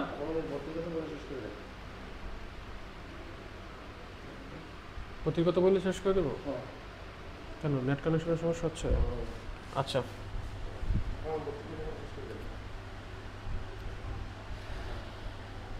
তো তোমরা সবাই একটু দেখো, সেটা হচ্ছে তোমরা একটু সবাই শোনার চেষ্টা করো, যেহেতু আমাদের একটু নেটের সাউন্ড কানেকশনের একটু প্রবলেম হচ্ছে। তো আমি আবার একটু বলার চেষ্টা করছি। আমরা এখন লিখলাম হচ্ছে আসলে আজকে আমাদের যে মূল থিমটা ছিল, তোমরা যারা মেডিকেলে প্রিপারেশন নিতে চাচ্ছিল তারা অনেকে নার্সিংয়ে জয়েন হতে চাচ্ছ, পাশাপাশি অনেক ইউনিভার্সিটিতে যারা ছিল তারা নার্সিংয়ে আসতে চাচ্ছ, তাদের উদ্দেশ্যে আমি একটু বলার চেষ্টা করি। আমরা গার্ডিয়ান, বিশেষ করে গার্ডিয়ান পরিবার, আমাদের যে প্রোগ্রামটা আছে, প্রোগ্রামটা আমরা যেভাবে পরিচালনা করি সেটা হচ্ছে নার্সিং এবং মিডওয়াইফারি অধিদপ্তরের অধীনে বিগত সালের সকল প্রশ্নের সমাধান সেটা আমরা সবসময় করে থাকি। পাশাপাশি হচ্ছে প্রতিটি বিষয়ের বিষয়ভিত্তিক যে প্রশ্নের সমাধান, বিশেষ করে বিষয়ভিত্তিক যে প্রশ্নগুলো আছে সেই প্রশ্নগুলোকে কীভাবে বিভিন্নভাবে সমাধান করা যায়, সেই সমাধানের জন্য আমাদের খুবই সলভ কিছু গুরুত্বপূর্ণ বিষয় থাকে, সবগুলো বিষয় আমরা করে থাকি। পাশাপাশি হচ্ছে বিশেষ করে নার্সিং ভর্তি পরীক্ষার সিলেবাস অনুযায়ী, এই সিলেবাসটা যেটা আমাদের থাকে সেই সিলেবাস অনুযায়ী প্রায় 10,000 প্রশ্নের সলভ থাকে। তো এটা হচ্ছে বৃহৎ একটা ব্যাপার। তো এই বিষয়টাকে আমরা একসাথে কানেক্টেড করি। তো এটা আমাদের সবচেয়ে গুরুত্বপূর্ণ একটা অ্যাচিভমেন্ট বলা যায়। বিগত সকল নার্সিং মিডওয়াইফারি ভর্তি পরীক্ষায় প্রশ্ন প্রায় শতভাগ কমন বলা যায়। পাশাপাশি যদি আমি বলা হয় যে বিষয়ভিত্তিক প্রশ্নের পাশাপাশি প্রশ্ন ব্যাংক এবং মডেল টেস্ট, তো প্রশ্ন ব্যাংক এবং মডেল টেস্টের যে বিষয়গুলো আছে, প্রশ্ন ব্যাংক এবং মডেল টেস্টের উপর আমরা সব সময় কাজ করে থাকি। তো আপনাদের ওই দুটা বিষয় হচ্ছে খুবই গুরুত্বপূর্ণ। সাম্প্রতিক তত্ত্বের সর্বশেষ সংযোজন, তোমরা জানো যে সাধারণ জ্ঞানের একটা সবচেয়ে গুরুত্বপূর্ণ পাঠ হচ্ছে সাম্প্রতিক অংশ। তো সাম্প্রতিক অংশ যেগুলো আছে, তো সাম্প্রতিক অংশের সবচেয়ে ডিমান্ডেবল একটা জায়গা, সেই ডিমান্ডেবল একটা প্লেসের নাম হচ্ছে আমাদের বর্তমান সময়ে যেগুলা ঘটে যাওয়া যাচ্ছে সেই ঘটে যাওয়ার বিষয়গুলা। তো আমি আবার একটু বলার চেষ্টা করছি, তোমাদের হয়তো সাউন্ড কানেকশন ফিরে আসছে। তো আমাদের যেহেতু সাউন্ড কানেকশনের একটু প্রবলেম ছিল, সাউন্ড কানেকশন অলরেডি আমাদের চলে আসছে। তো আমি আবার একটু বলার চেষ্টা করি, তোমরা সবাই একটু দেখার চেষ্টা করো। নার্সিং এবং মিডওয়াইফারি অধিদপ্তরের অধীনে সকল প্রশ্নের সমাধান আমাদের খুবই নির্মূল সমাধান। প্রতিটি বিষয়ভিত্তিক প্রশ্নের সমাধান, পাশাপাশি হচ্ছে বিশ্লেষণ। নার্সিং ভর্তি পরীক্ষার সিলেবাস অনুযায়ী প্রায় 10,000 প্রশ্নের সমাধান। তোমরা বুঝতে পারছো 10,000 প্রশ্ন মানে কি? 10,000 প্রশ্ন হচ্ছে খুবই গুরুত্বপূর্ণ বিষয়। আর পাশাপাশি হচ্ছে সকল নার্সিং এবং মিডওয়াইফারি ভর্তি পরীক্ষায় প্রায় শতভাগ কমন। আমাদের কমনের বিষয়টা কিন্তু আমাদের সবচেয়ে বেশি ইম্পর্টেন্ট দিতে হবে। তার মানে হচ্ছে কমন আসে এরকম বিষয়গুলো আমরা সংযোজন করার চেষ্টা করি। বিশেষ করে বিষয়ভিত্তিক প্রশ্নের পাশাপাশি প্রশ্ন ব্যাংক এবং মডেল টেস্ট। তোমরা জানো যে প্রশ্ন ব্যাংক এবং মডেল টেস্টে তুমি যদি সফলতা অর্জন করতে না পারো তাহলে কিন্তু আপনার পরীক্ষা ভালো হবে না। আছে ওই বিষয়টা আমরা অনেক বেশি কাজ করার চেষ্টা করি। সাম্প্রতিক তত্ত্বের সর্বশেষ সংযোজন। তোমরা জানো যে প্রতিটা সেক্টরে সাম্প্রতিক প্রশ্ন হচ্ছে সবচেয়ে ডিমান্ডেবল একটা প্লেস সাধারণ জ্ঞানে। তো আমরা মেডিকেল বলো, হলো আমাদের নিউজের ক্ষেত্রে বলো, আমরা সাম্প্রতিক প্রশ্নগুলোর উপরে অনেক বেশি জোর দিয়ে থাকি। তার মানে হচ্ছে সাম্প্রতিক প্রশ্ন আমরা নির্ভুলভাবে সংযোজন করার চেষ্টা করি। বিষয়ভিত্তিক গুরুত্বপূর্ণ সাজেশন প্রদান। তোমরা জানো যে পরীক্ষার পূর্ব পর্যন্ত কিভাবে সাজেশনটা আমাদের জন্য অনেক বেশি দিতে পারি, সাজেশনের মধ্যে কিভাবে আমরা সফলতা অর্জন করতে পারি, সেই বিষয়টা কিন্তু আমাদের অনেক বেশি গুরুত্বপূর্ণ। তো আমরা বিশ্বাস করি যে সেই বিষয়ভিত্তিক গুরুত্বপূর্ণ সাজেশনটা যেন আপনাকে অপেক্ষা করতে হবে না, সেটা আমরাই তোমাদেরকে প্রদান করবো ইনশাআল্লাহ। আচ্ছা, হ্যাঁ আমি একটু বলে দিই। আমাদের গার্ডিয়ান পরিবারের আসলে স্বপ্নদ্রষ্টা, বিশেষ করে আমাদের শ্রদ্ধেয় সাব্বির মাহমুদ তিহান ভাই, তোমাদের বিশেষ করে দীর্ঘদিন ধরে আমাদের, তোমরা যদি বিশ্বাস করো যে মেডিকেল সেক্টরের সবচেয়ে পুরনো প্রতিষ্ঠান, বিশেষ করে নার্সিং এর জন্য সেই পদযাত্রায় যে ব্যক্তিটিকে সাত্বিক পুরুষ বলা হয়, আমাদের গার্ডিয়ান পরিবারের কর্ণধার সাব্বির মাহমুদ তিহান ভাই আমাদের মাঝে আসছেন। তো এখন কিছু কথা বলবেন তোমাদের নার্সিং শিক্ষার্থী অনুযায়ী, তোমরা সবাই শোনো। যারা ধন্যবাদ শাকিল স্যারকে আজকে ক্লাসটি পরিচালনা করার জন্য। তোমরা আজকে আমি যে বিষয়টা নিয়ে একটু আলোচনা করবো, জাস্ট হচ্ছে যেহেতু রেজাল্ট পরবর্তী ব্যাচ আমাদের শুরু হয়েছে বা রেজাল্ট পরবর্তী আজকে তোমরা ক্লাস করছো, সো তোমরা যারা আজকে আমাদের ক্লাসে নতুন বা এখনো যারা নার্সিং ভর্তি প্রসেস শুরু করোনি, তো তাদের জন্য হচ্ছে রেজাল্ট পরবর্তী ব্যাচে আমাদের যে নতুন ব্যাচগুলো আছে সেখানে আমাদের ক্লাস শুরু হয়েছে এবং নতুন ব্যাচে আমাদের অনলাইন অফলাইন ব্যাচে আমরা ভর্তি শুরু করেছি। সো তোমরা যারা বিশেষ করে এবার আমরা দেখেছি যে আমাদের এখানে যেটা হচ্ছে যারা মেডিকেলের যারা প্রস্তুতি নিত তারা কিন্তু ম্যাক্সিমাম স্টুডেন্ট আমাদের এখানে এখন বিএসসি নার্সিং এ ভর্তির জন্য আসছে, বিকজ অফ মেডিকেলের যাদের যে জিপিএটা আছে সেখানে তাদের একটু কম হওয়ার কারণে। সো তোমরা আজকে যারা নতুন আছো অথবা তোমাদের যারা ভাই বোন বা পরিচিত যারা বন্ধু বান্ধব যারা আছে যারা মেডিকেলের প্রস্তুতি নিচ্ছিল বা ইউনিভার্সিটির জন্য যাদের জিপিএ কম আসছে, তারা যেন নার্সিং এ আসে, বিকজ অফ হচ্ছে নার্সিংটা তাদের জন্য এই মুহূর্তে সবচেয়ে মানে বিগ একটা প্ল্যাটফর্ম এবং ভালো একটা প্ল্যাটফর্ম, যেখানে তাদের ভবিষ্যতে একটা সফলতা আছে এবং নার্সিং এ কিন্তু বড় একটা ক্যারিয়ার আছে, যেখানে তুমি একদম পাশ করার সাথে সাথেই ভালো একটা জব পেতে পারো বা এস্টাবলিশমেন্টের জন্য ইউনিভার্সিটি থেকে ভার্সিটি নার্সিং কিন্তু কোনো অংশেই কম না এবং এটাকে সবচেয়ে বেশি আগায় রাখতে হবে। সো যারা রেজাল্ট পরবর্তী ব্যাচে এখনো তারা ভর্তি হওনি বা বিএসসি নার্সিং এ তোমরা যারা ভর্তি হতে চাও বা ডিপ্লোমা ইন নার্সিং এ, তোমরা খুব দ্রুত যোগাযোগ করবে আমাদের পেজে। এবং আমাদের অনলাইন অফলাইন ব্যাচে কিন্তু প্রত্যেকটা সাবজেক্টে দেশ সেরা শিক্ষকরা, যেমন শাকিল স্যার আজকে তোমাদের সাধারণ জ্ঞান ক্লাস নিচ্ছিল, তেমন করে বাংলা, ইংলিশ, সাধারণ জ্ঞান, ফিজিক্স, কেমিস্ট্রি, বায়োলজি, বিজ্ঞান, প্রত্যেকটা সাবজেক্টে তোমরা দেশের সেরা সেরা ইয়ং টিচারদের তোমরা পেয়ে যাচ্ছ। এবং আমাদের সবচেয়ে বড় যে আকর্ষণ সেটা হচ্ছে অ্যাপস। আমাদের গার্ডিয়ান নার্সিং এ যে গুগল প্লে স্টোর থেকে তোমরা গার্ডিয়ান নার্সিং এ যে অ্যাপসটা আছে সেই অ্যাপ থেকে তোমরা টোটাল যে অনলাইন সাপোর্টটা তোমরা পেয়ে যাবা ভর্তি হলেই। সেখানে তোমরা যে এক্সাম যেগুলো দিবা তোমরা, তোমাদের ফোনে মেসেজ চলে যাবে যে তুমি কত পাচ্ছ পরীক্ষায়, পাশাপাশি তোমার যে মেধা তালিকা সেটা তোমরা অনলাইনের মাধ্যমে পেয়ে যাবা। দ্যাট মিনস আমাদের মনে করো যে 2000 স্টুডেন্ট পরীক্ষা দেবে একসাথে, তার মধ্যে তুমি কততম হচ্ছে, তুমি প্রথম হচ্ছ নাকি দ্বিতীয় হচ্ছ, এগুলো তোমার ফোনে মেসেজ চলে যাবে, যেটা বাংলাদেশে আমরাই কিন্তু তোমাদের জন্য এই সুযোগটা করে দিচ্ছি গার্ডিয়ান অ্যাপের মাধ্যমে এবং শুধুমাত্র গার্ডিয়ানে যারা শিক্ষার্থী আছে তারাই এই সুযোগটা পাবে। সো দেরি না করে দ্রুত ভর্তি হয়ে যাও, আর ইনশাল্লাহ দেখা হবে আমাদের পেইড ব্যাচের ক্লাসে। সো শাকিল স্যার হয়তো আর অল্প একটু ক্লাস বাকি আছে, তোমরা শেষ পর্যন্ত ওয়েট করো। সবাইকে ধন্যবাদ। তো ভাই যেহেতু আজকে ক্লাসে আসছিলেন, তো সবাই বাইকে একটা গুরুত্বপূর্ণ ইনফরমেশন দেওয়ার জন্য বাইকে অবশ্যই থ্যাঙ্কস দিয়ে দাও। ভাই তোমাদের জন্য অনেক বেশি পরিশ্রম করছেন, তো তোমাদের স্বপ্নকে দ্বার প্রান্তে পৌঁছানোর জন্য যে ব্যক্তিটা দিন রাত পরিশ্রম করে যাচ্ছেন সেই ভাইয়ের নাম হচ্ছে সাব্বির মাহমুদ তিহান ভাই। ভাইয়ের জন্য অবশ্যই অনেক অনেক শুভকামনা। তো আজকে আমরা যে বিষয়টা আলোচনা করছিলাম সবাই একটু দেখার চেষ্টা করো, আমাদের এই বিষয়গুলোর উপরে আমাদের গুরুত্বপূর্ণ বিষয় থাকবে। তো আমাদের বিশেষ করে এখন আমরা যে প্রশ্নটা সলভ করতে চাচ্ছিলাম সেটা হচ্ছে, সবাই একটু দেখার চেষ্টা করেন, বাংলাদেশের সংবিধান কি? একটা প্রশ্ন, বাংলাদেশের সংবিধান কি? তোমরা সবাই এই প্রশ্ন একটু সলভটা দাও। সেটা হচ্ছে লিখিত, দুষ্পরিবর্তনীয়, অলিখিত, ক প্লাস ক। সবাই একটু দেখার চেষ্টা করো, উত্তর দাও। সঠিক উত্তর কোনটা হবে আমাকে অবশ্যই কমেন্টসে জানাও যে সঠিক উত্তর কোনটা। আমরা এখন যে বিষয়টা দেখার চেষ্টা করছি সেটা হচ্ছে বাংলাদেশের সংবিধান। সংবিধান হচ্ছে এমন একটি প্ল্যাটফর্ম যেখান থেকে ছাড়া একটি স্বাধীন দেশ কোনোভাবেই পরিচালিত হতে পারে না। কনস্টিটিউশন ছাড়া কোনো দেশ পরিচালিত হয় না। সো সেই কনস্টিটিউশন থেকে আমরা একটা প্রশ্ন দিলাম, বাংলাদেশের সংবিধান কি? লিখিত, দুষ্পরিবর্তনীয়, অলিখিত, ক প্লাস ক। সবাই একটু অ্যান্সার করার চেষ্টা করেন, সবাই দ্রুত। সাউন্ড কানেকশন ক্লিয়ার আছে কিনা আমাকে অবশ্যই বলার চেষ্টা করবেন।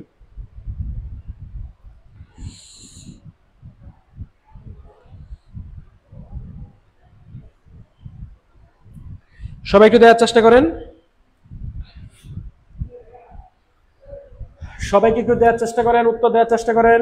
তার মানে হচ্ছে important constitution of the world, বিশ্বের গুরুত্বপূর্ণ সংবিধান। সংবিধানের মাঝে আমরা লিখলাম বাংলাদেশের সংবিধান কি, আমাদের দেশের নাম হচ্ছে বাংলাদেশ। বাংলাদেশের সংবিধান আসলে কি? তো তোমরা যারা অ্যান্সার দিচ্ছ অনেকটাই, তারপর আমি একটু আবার বলার চেষ্টা করি। সংবিধান প্রধানত দু প্রকার হয়, একটা লিখিত অলিখিত, আর পরিবর্তনের আলোকে সংবিধান হয় দুই প্রকার, একটা সুপরিবর্তনীয়, একটা হচ্ছে দুষ্পরিবর্তনীয়। তার মানে হচ্ছে সংবিধান সাধারণত বা প্রধানত কয় প্রকার হয়? দুই প্রকার হয়। এই দুই প্রকারের মাঝে একটা হচ্ছে লিখিত আর একটা হচ্ছে অলিখিত।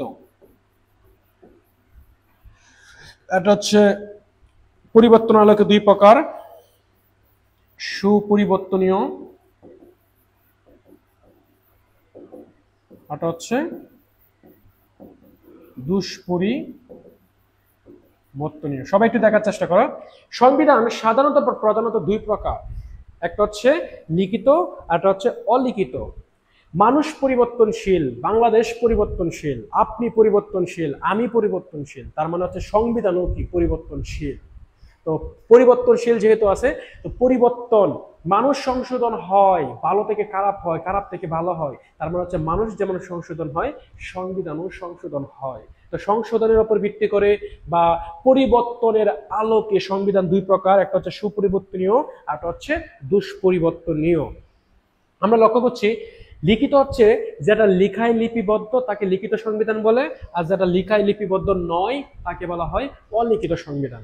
আর যেটা সহজেই পরিবর্তন করা যায় তাকে সুপরিবর্তনীয়, যেটা সহজেই পরিবর্তন করা যায় না তাকে বলা হয় দুষ্পরিবর্তনীয়। তার মানে হচ্ছে বাংলাদেশের সংবিধান আসলে তাহলে কি?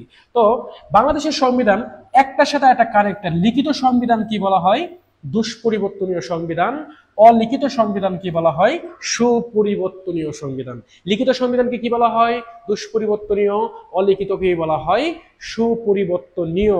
তার মানে আমরা লক্ষ্য করলাম লিখিত প্লাস দুষ্পরিবর্তনীয়। তো বাংলাদেশের সংবিধান যারা অ্যান্সার দিয়েছো লিখিত প্লাস দুষ্পরিবর্তনীয়, তাদের উত্তর কারেক্ট। যারা স্যার 4 নাম্বার অ্যান্সার দিয়েছেন তাদের উত্তর হচ্ছে সঠিক।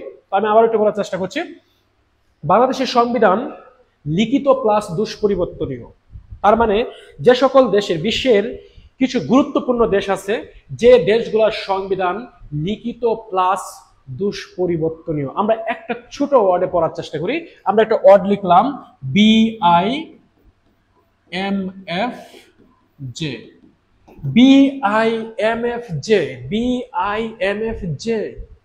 BIMF যে একটা ওয়ার্ড মনে রাখবো, সেই ওয়ার্ডের মধ্যে আমরা পড়বো যে সকল দেশের সংবিধান লিখিত প্লাস দুষ্পরিবর্তনীয়। সকল দেশ না, যে দেশগুলো আসার মতো দেশ, এর বাইরে কোনো দেশ আসে না নরমালি লিখিত প্লাস দুষ্পরিবর্তনের ক্ষেত্রে।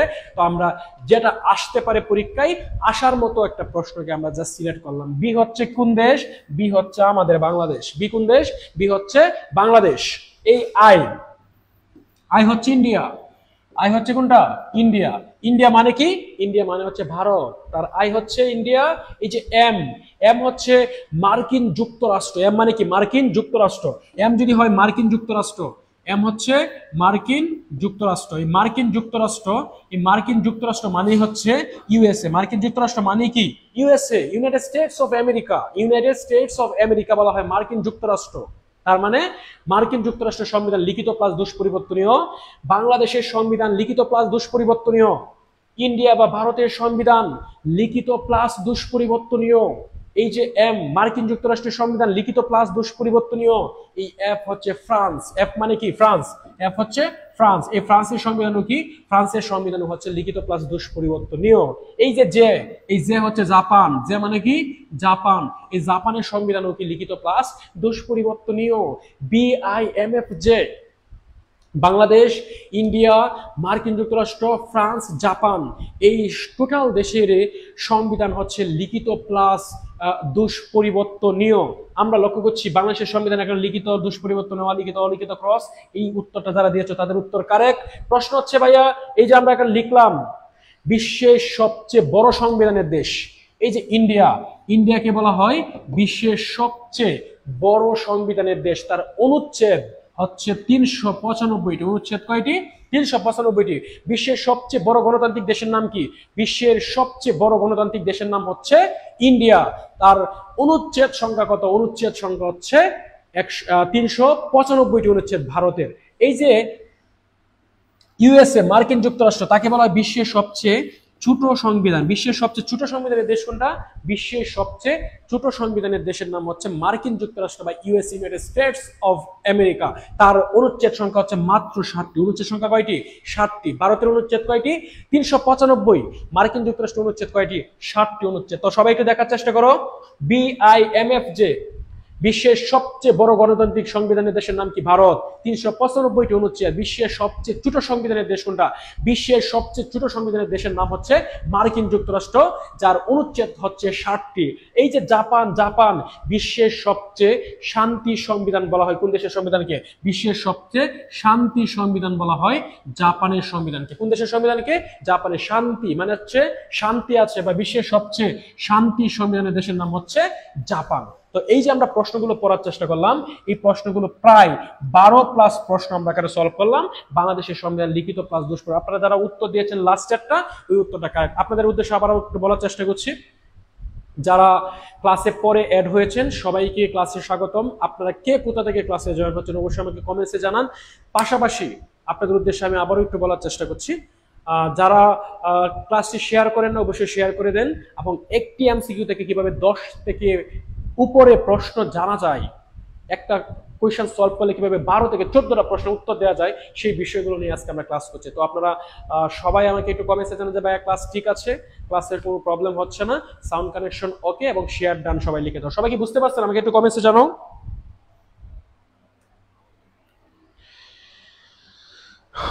সবাই একটু আমাকে কমেন্টসে জানাও। সবাই কি ক্লিয়ার? সবাই একটু বলো অল ক্লিয়ার।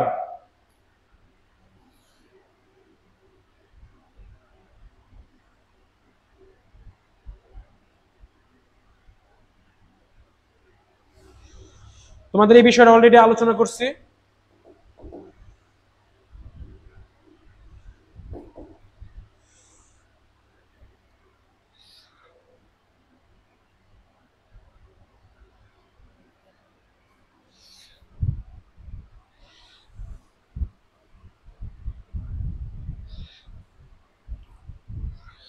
সবাইকে আমাকে শুনতে পাচ্ছ? সবাই কি বুঝতে পারছো?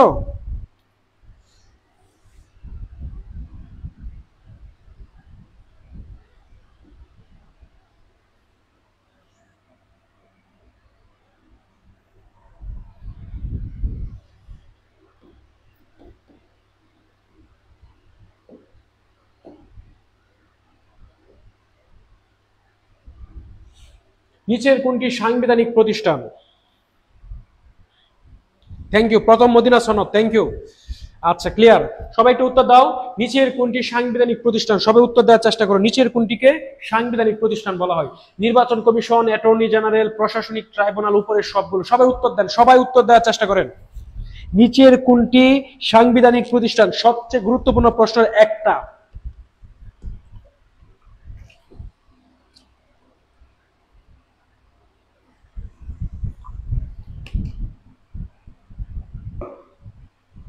সবাই উত্তর করার চেষ্টা করেন।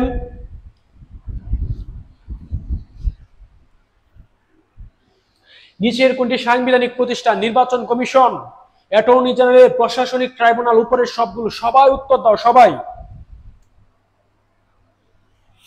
সবাই উত্তর দেওয়ার চেষ্টা করো। সবাই উত্তর দেওয়ার চেষ্টা করেন। ক্লাসটি এখনো যারা শেয়ার করেন নাই দ্রুত শেয়ার করে ফেলেন, শেয়ার ডান লিখেন। পাশাপাশি হচ্ছে আপনারা কোথা থেকে ক্লাসে জয়েন হচ্ছেন অবশ্যই আমাকে জানান।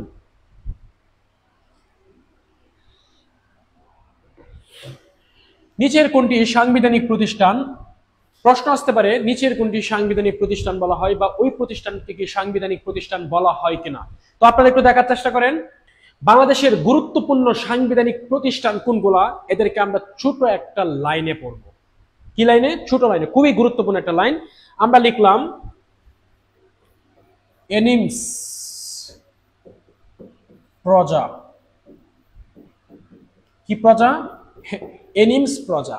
আপনারা যদি মাথায় রাখতে পারেন এনিমস প্রজা, আবার বললাম কি প্রজা? এনিমস প্রজা। এনিমস প্রজা এই শব্দটা মনে রাখার মাধ্যমে বাংলাদেশের সকল গুরুত্বপূর্ণ সাংবিধানিক প্রতিষ্ঠানগুলোকে আমরা আইডেন্টিফাই করতে পারবো। তো এনিমস প্রজাকে বাঙানোর পর দেখো আমরা কি পাই। এনিমস প্রজাকে বাঙানোর পর আমরা পাচ্ছি হচ্ছে এতে হচ্ছে অ্যাটর্নি জেনারেল। এতে কি? Attorney general. এই যে নিতে হচ্ছে নির্বাচন কমিশন। তার মানে একটু দেখার চেষ্টা করেন, এ হচ্ছে অ্যাটর্নি জেনারেল, এই হচ্ছে নির্বাচন কমিশন। এই যে এই হচ্ছে বাংলাদেশের একজন ব্যক্তি মহা হিসাব নিরীক্ষক এবং নিয়ন্ত্রকের দায়িত্ব পালন করে। তার যে কার্যালয় আছে সেই কার্যালয়কে বলা হয় মহাহিসাব।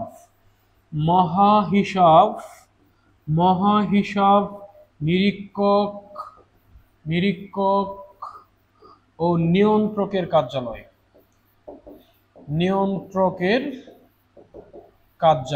মহাহিসাব নিরীক্ষক ও নিয়ন্ত্রকের কার্যালয়। আমি আবার একটু বলার চেষ্টা করছি। এনিমস প্রজা হচ্ছে মহাহিসাব নিরীক্ষক ও নিয়ন্ত্রকের কার্যালয়। এ হচ্ছে অ্যাটর্নি জেনারেল, হচ্ছে নির্বাচন কমিশন, হচ্ছে মহাহিসাব নিরীক্ষক ও নিয়ন্ত্রকের কার্যালয়। এই হচ্ছে সরকারি কর্ম কমিশন।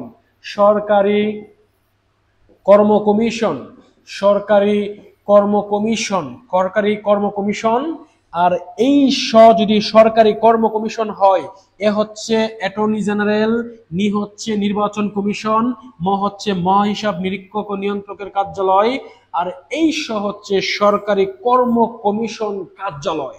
এই যে প্রজা, এই হচ্ছে প্রশাসনিক ট্রাইব্যুনাল। মানে কি? প্রশাসনিক ট্রাইব্যুনাল। হচ্ছে প্রশাসনিক ট্রাইব্যুনাল। এই যে যা হচ্ছে জাতীয় সংসদ কার্যালয়।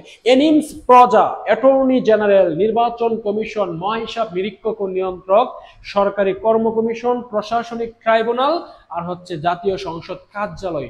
এই সবগুলাই হচ্ছে বাংলাদেশের গুরুত্বপূর্ণ সাংবিধানিক প্রতিষ্ঠান। তার মানে হচ্ছে নির্বাচন কমিশন পাইলাম, অ্যাটর্নি জেনারেল পাইলাম, প্রশাসনিক ট্রাইব্যুনাল পাইলাম। যারা উত্তর ডি দিয়েছেন, যাদের উত্তর ডি, তাদের উত্তর কারেক্ট। যারা উত্তর ডি দিয়েছেন তাদের উত্তর কি? কারেক্ট। তো আমি আবার বললাম, নিচের কোনটি সাংবিধানিক প্রতিষ্ঠান? একটা লাইনের মাধ্যমে আপনি সকল সাংবিধানিক প্রতিষ্ঠান যেগুলো গুরুত্বপূর্ণ আপনারা পড়তে পারেন। আমি আবার বলার চেষ্টা করছি, এনিমস প্রজা দ্বারা আমরা সম্পূর্ণ প্রশ্নকে সলভ করে ফেললাম। সবাই কি বুঝতে পারছেন? সবাই আমাকে একটু কমেন্ট করেন যে আমি মনে রাখতে পারবো নেক্সট ক্লাসে। আমাকে একটু কমেন্টসে জানান সবাই কি ক্লিয়ার, সবাই কি বুঝতেছেন? ক্লাস কেমন লাগছে অবশ্যই কমেন্টে জানান। ক্লাস ভালো লাগলেও কমেন্টে জানান, খারাপ লাগলেও কমেন্টে জানান। যদি না বুঝেন সেটাও বলেন, যদি বুঝেন সেটাও আপনার অভিব্যক্তি প্রকাশ করেন। তার মানে আমরা ক্লাসটা সামনে আগাতে পারবো। সবাই কি বুঝতেছেন? ক্লাসে ক্লিয়ার সবাই? সবাই আমাকে একটু কমেন্টসে জানান ক্লাস কি বুঝতেছেন। সবাই একটু বলেন ক্লাস কি বুঝতেছেন।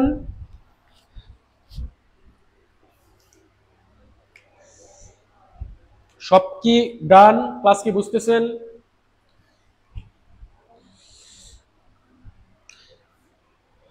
আচ্ছা, ক্লাস কেমন লাগছে অবশ্যই কমেন্টসে জানাও। যদি ক্লাস ভালো লাগে সেটাও জানাও, যদি খারাপ লাগে সেটাও জানাও।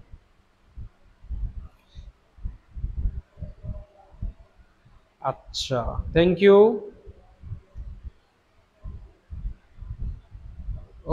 ওকে ধন্যবাদ। তোমরা যারা এখনো ক্লাসটি শেয়ার করো নাই, শেয়ার ডাউন লিখে ফেলো। যারা এখনো কোথা থেকে জয়েন হয়েছে আমাকে কমেন্টসে জানাও নাই, তারা অবশ্যই আমাকে কমেন্টসে জানান যে আমি ওইখান থেকে ক্লাস নিচ্ছি। দক্ষিণ আমেরিকার গুরুত্বপূর্ণ দেশ আর্জেন্টিনার মুদ্রার নাম কি? দেখছো আমি কিন্তু ব্রাজিল ফ্যান, মাই লাভ ব্রাজিল। তো ব্রাজিলকে সাপোর্ট করার পরও আজকে প্রশ্নে কিন্তু আমি আর্জেন্টিনাকে সিলেক্ট করেছি। তার মানে কি? আমি আর্জেন্টিনাকে রেসপেক্ট করতে ভালোবাসি। আপনারা কি বুঝতে পারছেন যে আর্জেন্টিনাকে আমি অবশ্যই নিয়ে আসলাম খুবই গুরুত্বপূর্ণ একটা প্রশ্নে। তার মানে আর্জেন্টিনার মুদ্রার নাম কি? Important currency of the world, বিশ্বের গুরুত্বপূর্ণ মুদ্রার মাঝে আমরা এমন একটা মুদ্রা পড়ব যে মুদ্রার নাম হবে একটা, এবং সেই দেশ রিলেটেড আমি পড়লাম। আর্জেন্টিনার মুদ্রার নাম কি? আপনারা যারা আর্জেন্টিনার মুদ্রার যারা আর্জেন্টিনা সাপোর্ট করেন অবশ্যই আমাকে একটু কমেন্টসে জানান। কিন্তু আমি কিন্তু আর্জেন্টিনা সাপোর্ট, আমি হচ্ছে মাই লাভ ব্রাজিল। তো ব্রাজিলের সাপোর্টাররাও আমি চাই, আর্জেন্টিনার সাপোর্টাররা চাই। তার মানে আমি দেখতে চাই যে আসলে ব্রাজিলের সমর্থক কয়জন ক্লাস করছো, আর্জেন্টিনার সমর্থক কয়জন ক্লাস করছো, এটাও আমি দেখতে চাই। আগে তোমরা সঠিক উত্তরটা দাও। সঠিক উত্তর অনেকে সি দিচ্ছ, অনেকে সি দিচ্ছ, বি দিচ্ছ, সি দিচ্ছ, বি দিচ্ছ, ডিও অনেকে দিচ্ছ। দক্ষিণ আমেরিকার অন্যতম গুরুত্বপূর্ণ দেশ আর্জেন্টিনার মুদ্রার নাম কি? যারা আর্জেন্টিনা সাপোর্ট করে তাদের প্রশ্নটা পারা উচিত। সবাই উত্তর করো, পেসো। আচ্ছা, এই প্রশ্নের পাশাপাশি কে ব্রাজিল সাপোর্টার, কে আর্জেন্টিনা সাপোর্টার, সেই বিষয়গুলোর পাশাপাশি আমাদের জানা দরকার ওই দেশে কোন কারেন্সি অ্যাপ্লাই হয়, ওই বিষয়টা আমাদের জানা উচিত। তো আমরা লেখার চেষ্টা করলাম দক্ষিণ আমেরিকার গুরুত্বপূর্ণ দেশ আর্জেন্টিনার মুদ্রার নাম কি? যারা আপনারা উত্তর দিয়েছেন পেসো পেসো পেসো, তাদের উত্তর কারেক্ট। নামটা কেমন না বলতো? যারা ব্রাজিল সাপোর্টার, আমাদের হচ্ছে Brazilian Real Real Real Real, কাটি কাটি কাটি কাটি, বাস্তব এরকম মনে হয়। কিন্তু পেসো নামটা শুনতে কেমন লাগছে না? তারপরেও পড়াতে হয়, ব্রাজিল সাপোর্ট করার পরেও আর্জেন্টিনার মুদ্রাকে পড়াতে হচ্ছে, এটা হচ্ছে রেসপেক্ট। তার মানে হচ্ছে ব্রাজিলকেও রেসপেক্ট করতে হবে। তার মানে বিশ্বের একটা ডিমান্ডেবল মুদ্রার নাম হচ্ছে পেসো। যে সকল দেশ পেসো মুদ্রাকে গ্রহণ করেছে সেই সকল দেশের লাইন দিব আমরা, একটা শর্ট লাইন দিব। সেই লাইনের মাধ্যমে যে সকল দেশের মুদ্রার নাম পেসো আমরা পেয়ে যাব। তো সবাই একটু ক্লাসে মনোযোগ থাকার চেষ্টা করেন, সবাই একটু ক্লাসে মনোযোগ থাকার চেষ্টা করেন। আমরা দক্ষিণ আমেরিকার গুরুত্বপূর্ণ আর্জেন্টিনা, যে সকল দেশের মুদ্রার নাম পেসো তাদেরকে আমরা একটা লাইন দেওয়ার চেষ্টা করি। যেহেতু আর্জেন্টিনাতে মেসি আছে, তাহলে মেসির নামটা অবশ্যই এখানে নিয়ে আসতে হবে। মানে আমি যেহেতু নেইমার ফ্যান, তো অবশ্যই নেইমার যেহেতু এখানে নাই, তার মানে মেসিকে অবশ্যই নিয়ে আসতে হয়, যেহেতু আর্জেন্টিনার মুদ্রার নাম পেসো। তো পেসো যে দেশের মুদ্রার নাম, তাদের লাইনের ক্ষেত্রে মেসিকে আমরা মেচি বানিয়ে দিব। সো কিছু করার না, মেসি না মেচি। যারা ক্লাসে আছো, মেসিকে আজকে আমরা মেচি বলে পড়বো। তারপরে একটু দেখার চেষ্টা করেন দক্ষিণ আমেরিকার গুরুত্বপূর্ণ দেশ আর্জেন্টিনার মুদ্রার নাম হচ্ছে পেসো, কারেক্ট আছে। যে সকল দেশের মুদ্রার নাম পেসো তাদেরকে আমরা একটা লাইন দেওয়ার চেষ্টা করছি। লিখলাম কিউবাতে। কোথায় বলতো? কিউবাতে। কিউবাতে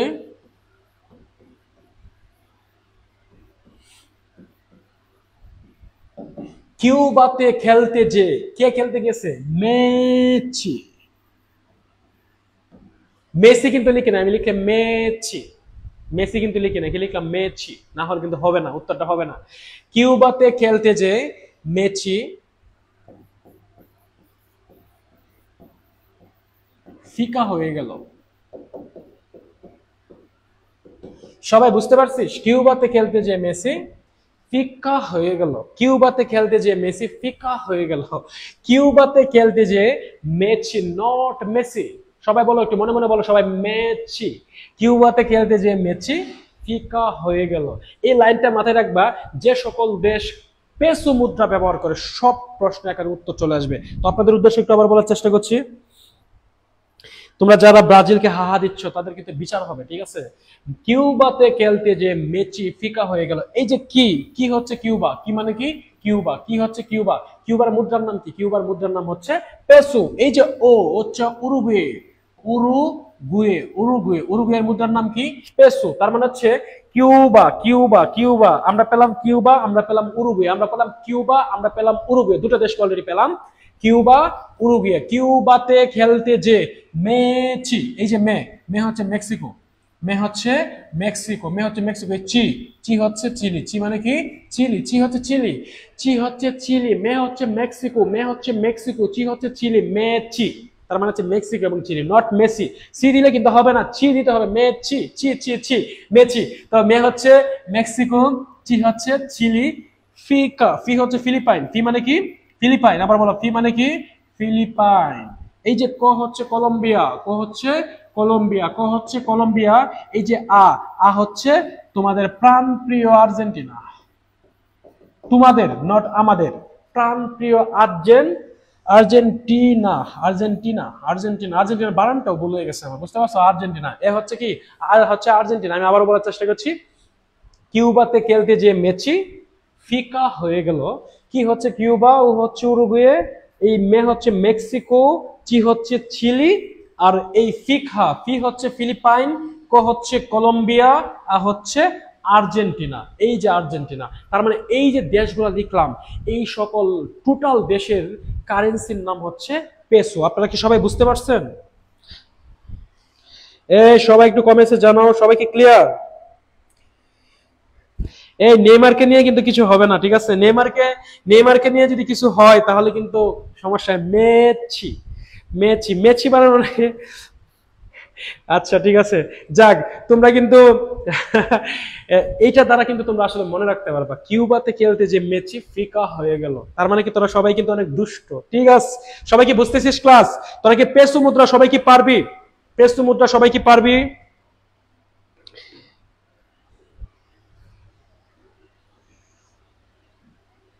সবাই কি ক্লিয়ার? All clear? আমাকে সবাই একটু জানো অল ক্লিয়ার ভাইয়া পারবো? নিচের কোনটি ওশেনিয়া মহাদেশের অন্তর্ভুক্ত মাইক্রোনেশিয়া দেশ? খুবই গুরুত্বপূর্ণ একটা প্রশ্ন, important reasons of the world এর মাঝে এটা খুবই গুরুত্বপূর্ণ একটা প্রশ্ন। আমরা পড়লাম ওশেনিয়ার অন্তর্ভুক্ত একটা অঞ্চল।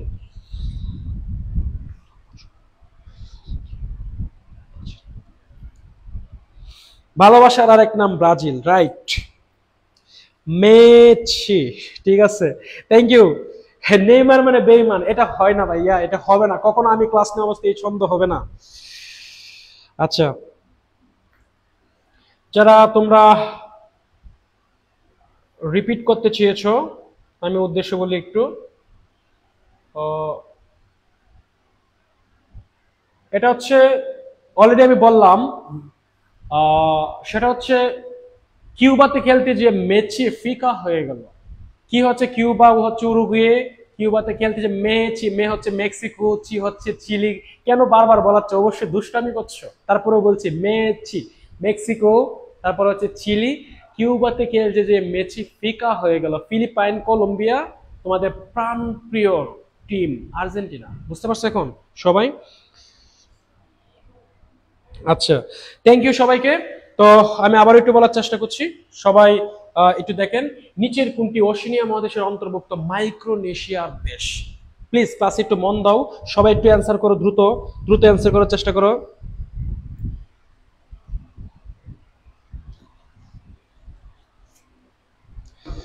তোমরা যারা এখনো ক্লাসটি শেয়ার করো নাই, আপনাদের মেচি ফ্লেভার যারা নিচ্ছেন, মেচিকে যারা ভালোবাসছেন, তারা অবশ্যই ক্লাসটি শেয়ার করে দেন, যেন আপনার ওই ক্লাসটি আপনার আর্জেন্টিনার ফ্যান যারা যারা আর্জেন্টিনাকে অনেক ভালোবাসে, আপনার প্রোফাইল আছে, ওরা যেন ক্লাসটি করতে পারে, তার জন্য ক্লাসটি অবশ্যই শেয়ার করে দেন। আর আপনারা কে কোথা থেকে ক্লাসে জয়েন হচ্ছেন অবশ্যই শেষ মুহূর্ত হলেও আমাকে কমেন্টসে জানান। আমি লিখলাম নিচের কোনটি ওশেনিয়া মহাদেশের অন্তর্ভুক্ত মাইক্রোনেশিয়ার দেশ? মার্শাল দ্বীপপুঞ্জ, টোঙ্গা, অস্ট্রেলিয়া, নিউজিল্যান্ড। খুবই গুরুত্বপূর্ণ, তোমরা সবাই একটু দেখার চেষ্টা করো, উত্তর দাও।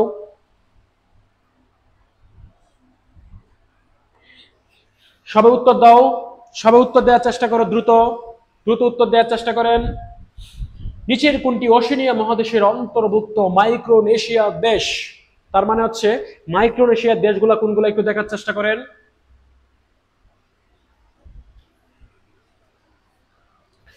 সবাই আমাকে একটু কমেন্টসে জানাও, সবাই একটু কমেন্টস জানাও।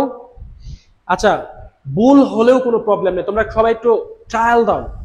নিচের কোনটি ওশেনিয়া মহাদেশের অন্তর্ভুক্ত মাইক্রোনেশিয়া দেশ?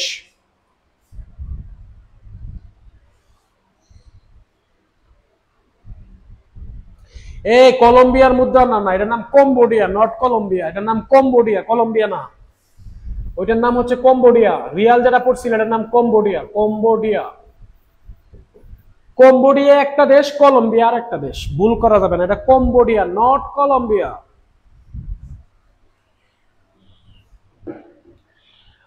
নিচের কোনটি ওশেনিয়া মহাদেশের অন্তর্গত মাইক্রোনেশিয়া দেশ? সবাই উত্তর করার চেষ্টা করো। আমরা জানি যে এখন যে জিনিসটা পড়বো সেটা হচ্ছে খুবই গুরুত্বপূর্ণ একটা জায়গা। সেই গুরুত্বপূর্ণ প্রশ্নটা হচ্ছে এমন একটি প্রশ্ন, সেই প্রশ্নটাকে আমি আবার একটু বলার চেষ্টা করছি তোমাদের সামনে। বিশ্বের কিছু অঞ্চল আছে, important regions of the world, বিশ্বের গুরুত্বপূর্ণ অঞ্চল পরিচিতি। অঞ্চলের মাঝে মাইক্রোনেশিয়া অঞ্চলটা খুবই ইম্পর্টেন্ট। তার মানে হচ্ছে ওশেনিয়া মহাদেশের অন্তর্ভুক্ত মাইক্রোনেশিয়া হচ্ছে একটা অঞ্চল। এই মাইক্রোনেশিয়া অঞ্চলের দেশ হচ্ছে টোটাল 5টা। দেশ কয়টা? 5টা। একটু বলার চেষ্টা করি, দেশ কয়টা? 5টা। দেশ হচ্ছে 5টি। তার মানে মাইক্রোনেশিয়া শব্দের অর্থ কি? মাইক্রোনেশিয়া শব্দ হচ্ছে ক্ষুদ্র ক্ষুদ্র দ্বীপ। ওশেনিয়া মহাদেশের ক্ষুদ্র ক্ষুদ্র দ্বীপ নিয়ে যে অঞ্চল গঠিত সেটাকে বলা হয় মাইক্রোনেশিয়া। ওশেনিয়া মহাদেশের ক্ষুদ্র ক্ষুদ্র দ্বীপ নিয়ে যে অঞ্চল গঠিত তাকে বলা হয় মাইক্রোনেশিয়া অঞ্চল। কোন অঞ্চল? মাইক্রোনেশিয়া। ক্ষুদ্র, মাইক্রো হচ্ছে ক্ষুদ্র, ক্ষুদ্র ক্ষুদ্র। ওশেনিয়ার ক্ষুদ্র ক্ষুদ্র অঞ্চল নিয়ে যে অঞ্চল গঠিত তাকে বলা হয় মাইক্রোনেশিয়া। নিচের কোনটি ওশেনিয়া মহাদেশের অন্তর্ভুক্ত মাইক্রোনেশিয়ার দেশ? মাইক্রোনেশিয়ার 5টি দেশ আছে, ওই 5টি দেশকে আমরা একটা ছোট লাইন দিয়ে লিখলাম। তার মানে লিখলাম মামা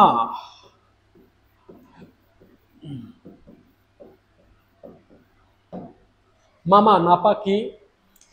লাইনটা কেমন লাগছে অবশ্যই কমেন্টে জানাও। মামা নাপা কি, এটা কোনো মানে এত সহজ আপনি কখনোই পাবেন না। তার মানে হচ্ছে সহজ করে পড়লে সাধারণ জ্ঞান সহজ। আমরা লিখলাম মামা নাপা কি, তার মানে হচ্ছে ওশেনিয়া মহাদেশের মাইক্রোনেশিয়া অঞ্চলের সকল দেশ, এই 5টা দেশেই মামা নাপাকি দিয়ে চলে আসে। তো সবাই একটু দেখার চেষ্টা করো মামা নাপাকি, লাইনটা কেমন লাগছে একটু বলো। উত্তর দাও। মামা নাপাকি, নাপা একটা ঔষধ, নাপা একটা কি ঔষধ, তো ঔষধকে আমরা 5টা দেশে রূপান্তর করবো আজকে। মামা নাপাকি, এই যে মা, এই মা হচ্ছে মাইক্রোনেশিয়া। এই মা মাইক্রোনেশিয়া নামে একটা দেশ আছে, মাইক্রোনেশিয়া নামে একটা কি আছে দেশ আছে। মা হচ্ছে মাইক্রোনেশিয়া, একটা দেশ পেলাম। সেকেন্ড মা হচ্ছে মার্শাল দ্বীপপুঞ্জ। আপনারা যারা উত্তর মার্শাল দ্বীপপুঞ্জ দিচ্ছেন তাদের উত্তর কারেক্ট। মা হচ্ছে মার্শাল দ্বীপপুঞ্জ, মা হচ্ছে মাইক্রোনেশিয়া, মাইক্রোনেশিয়া মার্শাল দ্বীপপুঞ্জ। লিখলাম মামা নাপা কি, তার মানে হচ্ছে এই যে না, এই না হচ্ছে নাউরো, না মানে কি নাউরো। আবার বললাম না মানে কি নাউরো, না মানে কি নাউরো, না হচ্ছে নাউরো। এই যে পা, এই পা হচ্ছে কি পাপুয়া নিউ গিনি, পা মানে কি পাপুয়া নিউ গিনি, পা মানে কি পাপুয়া নিউ গিনি, পা মানে কি পাপুয়া নিউ গিনি, পা মানে কি পাপুয়া নিউ গিনি। মামা নাপা কি, এই যে কি হচ্ছে কিরিবাতি, নাপা কি নাপা হচ্ছে কিরিবাতি, কিরিবাতি ইউনিক, তার মানে হচ্ছে বাতি বাতি লাইট লাইট লাইট, কিরিবাতি। তার মানে হচ্ছে মামা নাপা কি মার্শাল দ্বীপপুঞ্জ, Micronesia, Nauru, Papua New Guinea, Kiribati, এই 5টি দেশ হচ্ছে মাইক্রোনেশিয়া অঞ্চলের দেশ। তো আমাকে একটু সবাই একটু বলার চেষ্টা করো। এত সহজ ভাষায় আপনাদেরকে আজকে পড়াচ্ছি, আপনারা ভয় পাওয়ার কিছু নাই। যাদের রেজাল্ট খারাপ হয়েছে খাতায় ভালো করবেন, ইনশাল্লাহ আপনারা চান্স পেয়ে যাবেন। নো টেনশন, টেনশন নিলেই মানে কি আপনি লাইফ থেকে অনেকটা দূরে চলে যাবেন। তো আমি আবার একটু বলার চেষ্টা করছি। মামা নাপা কি মার্শাল দ্বীপপুঞ্জ, মাইক্রোনেশিয়া, নাউরো, পাপুয়া নিউ গিনি, তারপর হচ্ছে কিরিবাতি। তার মানে হচ্ছে এটা খুবই খুবই গুরুত্বপূর্ণ একটা প্রশ্ন ছিল আমাদের। তো মামা নাপা কি, সেটা হচ্ছে আমরা ইম্পর্টেন্ট বিষয়গুলো আজকে আমরা ক্লাসে দেখছি। তো তোমরা সবাই হয়তো দেখতে পাচ্ছ যে আজকে যে বিষয়গুলো পড়ছি সেই বিষয়গুলো হচ্ছে সাধারণ জ্ঞানে খুবই ইম্পর্টেন্ট কোয়েশ্চন। তো আপনাদেরকে এই টেকনিকটা মামা নাপা কি সেটা কেমন লেগেছে আমাকে অবশ্যই কমেন্টসে জানান, যে মামা নাপা কি এটা আমরা অবশ্যই সেকেন্ডে পারবো। তো মামা নাপা কি এটা কেমন লাগছে, আপনারা কি সেটা পারবেন কিনা আমাকে অবশ্যই অবশ্যই অবশ্যই সেটা একটু বলার চেষ্টা করেন। মামা নাপা কি, সবাই কি বুঝতে পারছেন? সবাই কি বুঝতে পারছেন?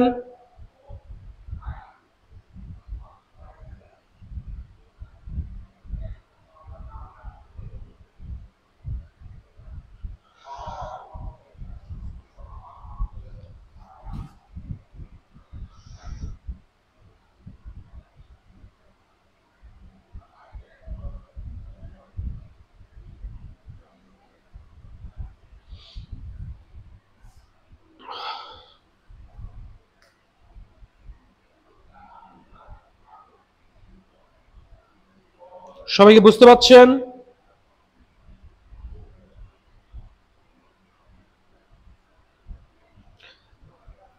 আচ্ছা মামা নাপা কি, ও আচ্ছা আচ্ছা, এনে একটা বিষয় হচ্ছে ও পা দিয়ে, এনে একটা কারণ হচ্ছে শুনো মামা নাপা কি। তো একটু সবাই একটু দেখার চেষ্টা করে। এখানে এই যে পাপুয়া নিউগিনি, যেটা ওই পাপুয়া নিউগিনি মানে হচ্ছে পালাও। তোমাকে আরেকটা জিনিস, তোমরা যারা পাপুয়া নিউগিনি দিয়েছো এটা হচ্ছে পালাও দাও, কারণ হচ্ছে ওইটা হচ্ছে মেলানেশিয়ার দেশ। তো আমি আবার একটু বলার চেষ্টা করি, আমরা পাটাকে দুভাবে লিখবো, একবার লিখবো পাপুয়া নিউগিনি, আরেকবার লিখবো পালাও। সো দুটা হচ্ছে দুই ক্ষেত্রে, যেহেতু আমরা দুটা অঞ্চল, একটা পলিনেশিয়া, মেলানেশিয়া, অস্ট্রেলেশিয়া, পাশাপাশি হচ্ছে মাইক্রোনেশিয়া। তো মাইক্রোনেশিয়ার ক্ষেত্রে এই পালাও লিখো, এই পা হচ্ছে পালাও। আর এটা যদি অ্যান্সারটা হয়ে যায় পলিনেশিয়া, এই অ্যান্সারটা যখন হয়ে যাবে মেলানেশিয়া, যদি মেলানেশিয়ার দেশ আসে মেলানেশিয়া, এই মেলানেশিয়ার দেশ হলে হবে সেটা হচ্ছে পাপুয়া নিউগিনি। কিন্তু এটা যদি তোমার বিশেষ করে কোন দেশ, সেই দেশটার নাম হচ্ছে পালাও। পালাও মানে কি, পালাও হচ্ছে একটা দেশের নাম, সেই দেশটা কোন অঞ্চলে, মাইক্রোনেশিয়ার দেশ। তো তোমাদেরকে আমি আবার একটু বলার চেষ্টা করি, মামা নাপা কি? মা হচ্ছে, আমি একটু রিপিট করি, সবাই একটু কারেক্ট করে দাও প্লিজ, সবাই একটু কারেক্ট করেন। মামা নাপা কি? মা হচ্ছে মাইক্রোনেশিয়া, আর সেকেন্ড মা হচ্ছে মার্শাল দ্বীপপুঞ্জ, আর এই না হচ্ছে নাউরো, আর এই পা হচ্ছে পালাও। পা মানে কি? পালাও। পাপুয়া নিউ গিনি হবে না, পাপুয়া নিউ গিনি হচ্ছে মেলানেশিয়ার দেশ। পাপুয়া নিউ গিনি কোন দেশ? মেলানেশিয়ার দেশ। এটা আমরা অন্য দিন পড়বো, এটা কাছাকাছি হয়ে যায় আর কি। পালাও, পা হচ্ছে পালাও, আর কি হচ্ছে কিরিবাতি। কি হচ্ছে? কিরিবাতি। এই পাঁচটা দেশই হচ্ছে, হ্যাঁ, পাপুয়া নিউ গিনি হচ্ছে মেলানেশিয়ার দেশ। পাপুয়া নিউ গিনি মেলানেশিয়ার দেশ। তো পালাও হচ্ছে মাইক্রোনেশিয়ার দেশ। তো আমি আবার একটু বলার চেষ্টা করছি, যেটা আমরা পড়লাম এখন সেটা হচ্ছে খুবই গুরুত্বপূর্ণ একটা প্রশ্ন। তো আপনাদের সহজেই এটা মনে রাখতে পারবেন। আজকের ক্লাসের সর্বশেষ প্রশ্ন, যেটা সর্বশেষ প্রশ্নটা আমি এখন, আজকের ক্লাসের সর্বশেষ প্রশ্ন, সবাই একটু ক্লাসে মনোযোগ দাও। সেটা হচ্ছে ফ্রান্স এবং ব্রিটেনকে পৃথক করেছে কোন প্রণালী? ফ্রান্স ও ব্রিটেনকে পৃথক করেছে কোন প্রণালী? ফ্রান্স এবং ব্রিটেনকে পৃথক করেছে কোন প্রণালী? আপনারা সবাই একটু ক্লাসে দেখেন। সুয়েজ কাল, পানামা কাল, জিব্রাল্টার, ইংলিশ চ্যানেল। সবাই এটা অ্যান্সারটা করেন, সবাই দ্রুত, সবাই একটু দ্রুত অ্যান্সার করেন, দ্রুত অ্যান্সার করেন, সবাই অ্যান্সার করবেন। ধন্যবাদ, সবাই একটু অ্যান্সারটা করেন।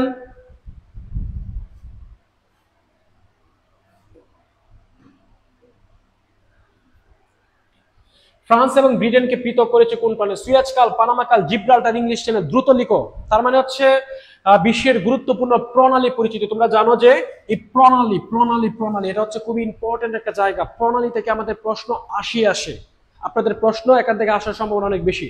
তো আমরা লিখলাম ফ্রান্স এবং ব্রিটেনকে পৃথক করেছে কোন প্রণালী? যারা উত্তর ডি।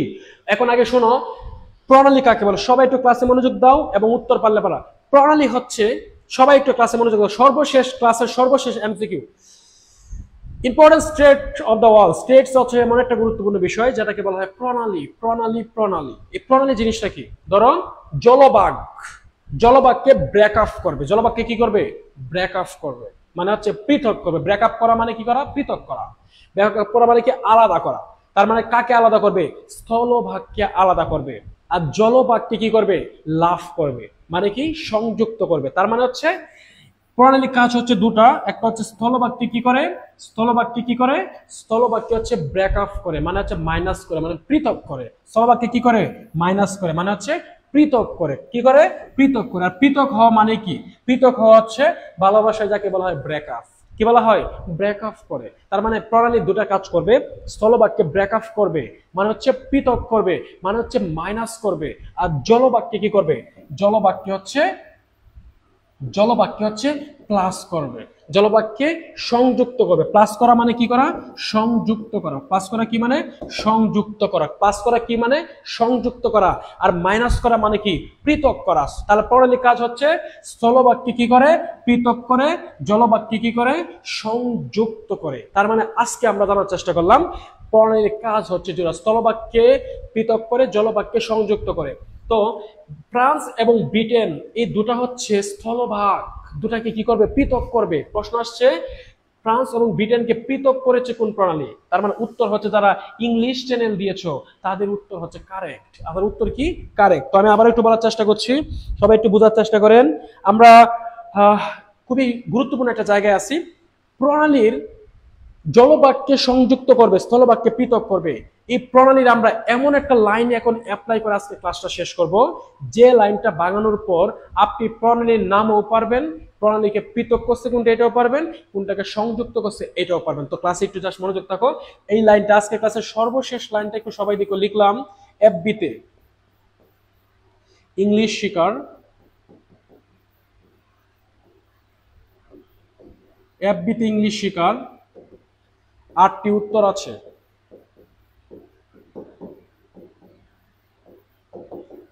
এফবিতে ইংলিশ শিকার কয়টা উত্তর আছে? 8টা উত্তর আছে। আমি লিখলাম এফবিতে ইংলিশ শিকার কয়টা উত্তর আছে? এফবিতে ইংলিশ শিকার 8টি উত্তর আছে। আমরা লিখলাম এফবি তে ইংলিশ শেখার, আপনি যদি ফেসবুকে ইংলিশ শিখেন 8টি উত্তর আছে। মাথায় রাখবেন এফবি তে ইংলিশ শেখার কয়টা উত্তর আছে? 8টি উত্তর আছে। তার মানে প্রশ্ন আসছে ফ্রান্স এবং ব্রিটেনকে পৃথক করেছে কোন প্রণালী? তার মানে আমরা উত্তর দিছি ইংলিশ চ্যানেল। তার মানে লিখলাম এফবি তে ইংলিশ শেখার। তো ইংলিশ মানে হচ্ছে ইংলিশ চ্যানেল। ইংলিশ মানে কি? English channel. ইংলিশ মানে কি? English channel. তোমাদের যদি প্রশ্ন করা হয় এফ, এফ হচ্ছে ফ্রান্স, বি হচ্ছে ব্রিটেন। এফ হচ্ছে ফ্রান্স, বি হচ্ছে ব্রিটেন। ফ্রান্স এবং ব্রিটেনকে কি করবে? পৃথক করবে, কারণ এটা হচ্ছে স্থলভাগ। এই এফ হচ্ছে ফ্রান্স, বি হচ্ছে ব্রিটেন। এই এফ বি তে ইংলিশ শিকার কয়টি উত্তর আছে? 8টি উত্তর আছে। 8টি মানে হচ্ছে আটলান্টিক মহাসাগর। 8টি মানে হচ্ছে আটলান্টিক মহাসাগর। আর উত্তর মানে হচ্ছে উত্তর মহাসাগর। উত্তর মানে হচ্ছে উত্তর মহাসাগর। উত্তর মানে হচ্ছে উত্তর মহাসাগর। 8টি উত্তর আছে। 8টি মানে আটলান্টিক মহাসাগর, উত্তর মানে উত্তর মহাসাগর। এই দুটা হচ্ছে জলভাগ। এই দুটা কি ভাগ? জলভাগ। জলভাগকে কি করে? প্লাস করে, সংযুক্ত করে। যদি প্রশ্ন আসে আটলান্টিক মহাসাগর এবং উত্তর মহাসাগরকে পরস্পর সংযুক্ত করেছে কোন প্রণালী? আটলান্টিক মহাসাগর এবং উত্তর মহাসাগরকে পরস্পর সংযুক্ত করেছে ইংলিশ চ্যানেল। আর যদি প্রশ্ন করা হয় ফ্রান্স এবং ব্রিটেন, ফ্রান্স এবং ব্রিটেনকে পরস্পর পৃথক করেছে কোন প্রণালী? ফ্রান্স এবং ব্রিটেনকে পরস্পর পৃথক করেছে যেটা, সেটা হচ্ছে ইংলিশ চ্যানেল। আমরা পৃথকও পাইলাম, আমরা সংযুক্ত পাইলাম, আমরা প্রণালীর নামও পাইলাম একটা লাইনের মাধ্যমে। এফবি তে ইংলিশ শিকার 8টি উত্তর আছে। এফ মানে কি? ফ্রান্স, বি মানে কি? ব্রিটেন, ইংলিশ মানে কি? English channel. এই উত্তর আছে কয়টি? 8টি। 8টি হচ্ছে আটলান্টিক, উত্তর হচ্ছে উত্তর মহাসাগর। আটলান্টিক মহাসাগর এবং উত্তর মহাসাগরকে পরস্পর সংযুক্ত করছে কোন প্রণালী? English channel. ফ্রান্স এবং ব্রিটেনকে পরস্পর পৃথক করছে কোন প্রণালী? সেটার নাম হচ্ছে ইংলিশ চ্যানেল। তো আপনারা কি সবাই বুঝতে পারছেন?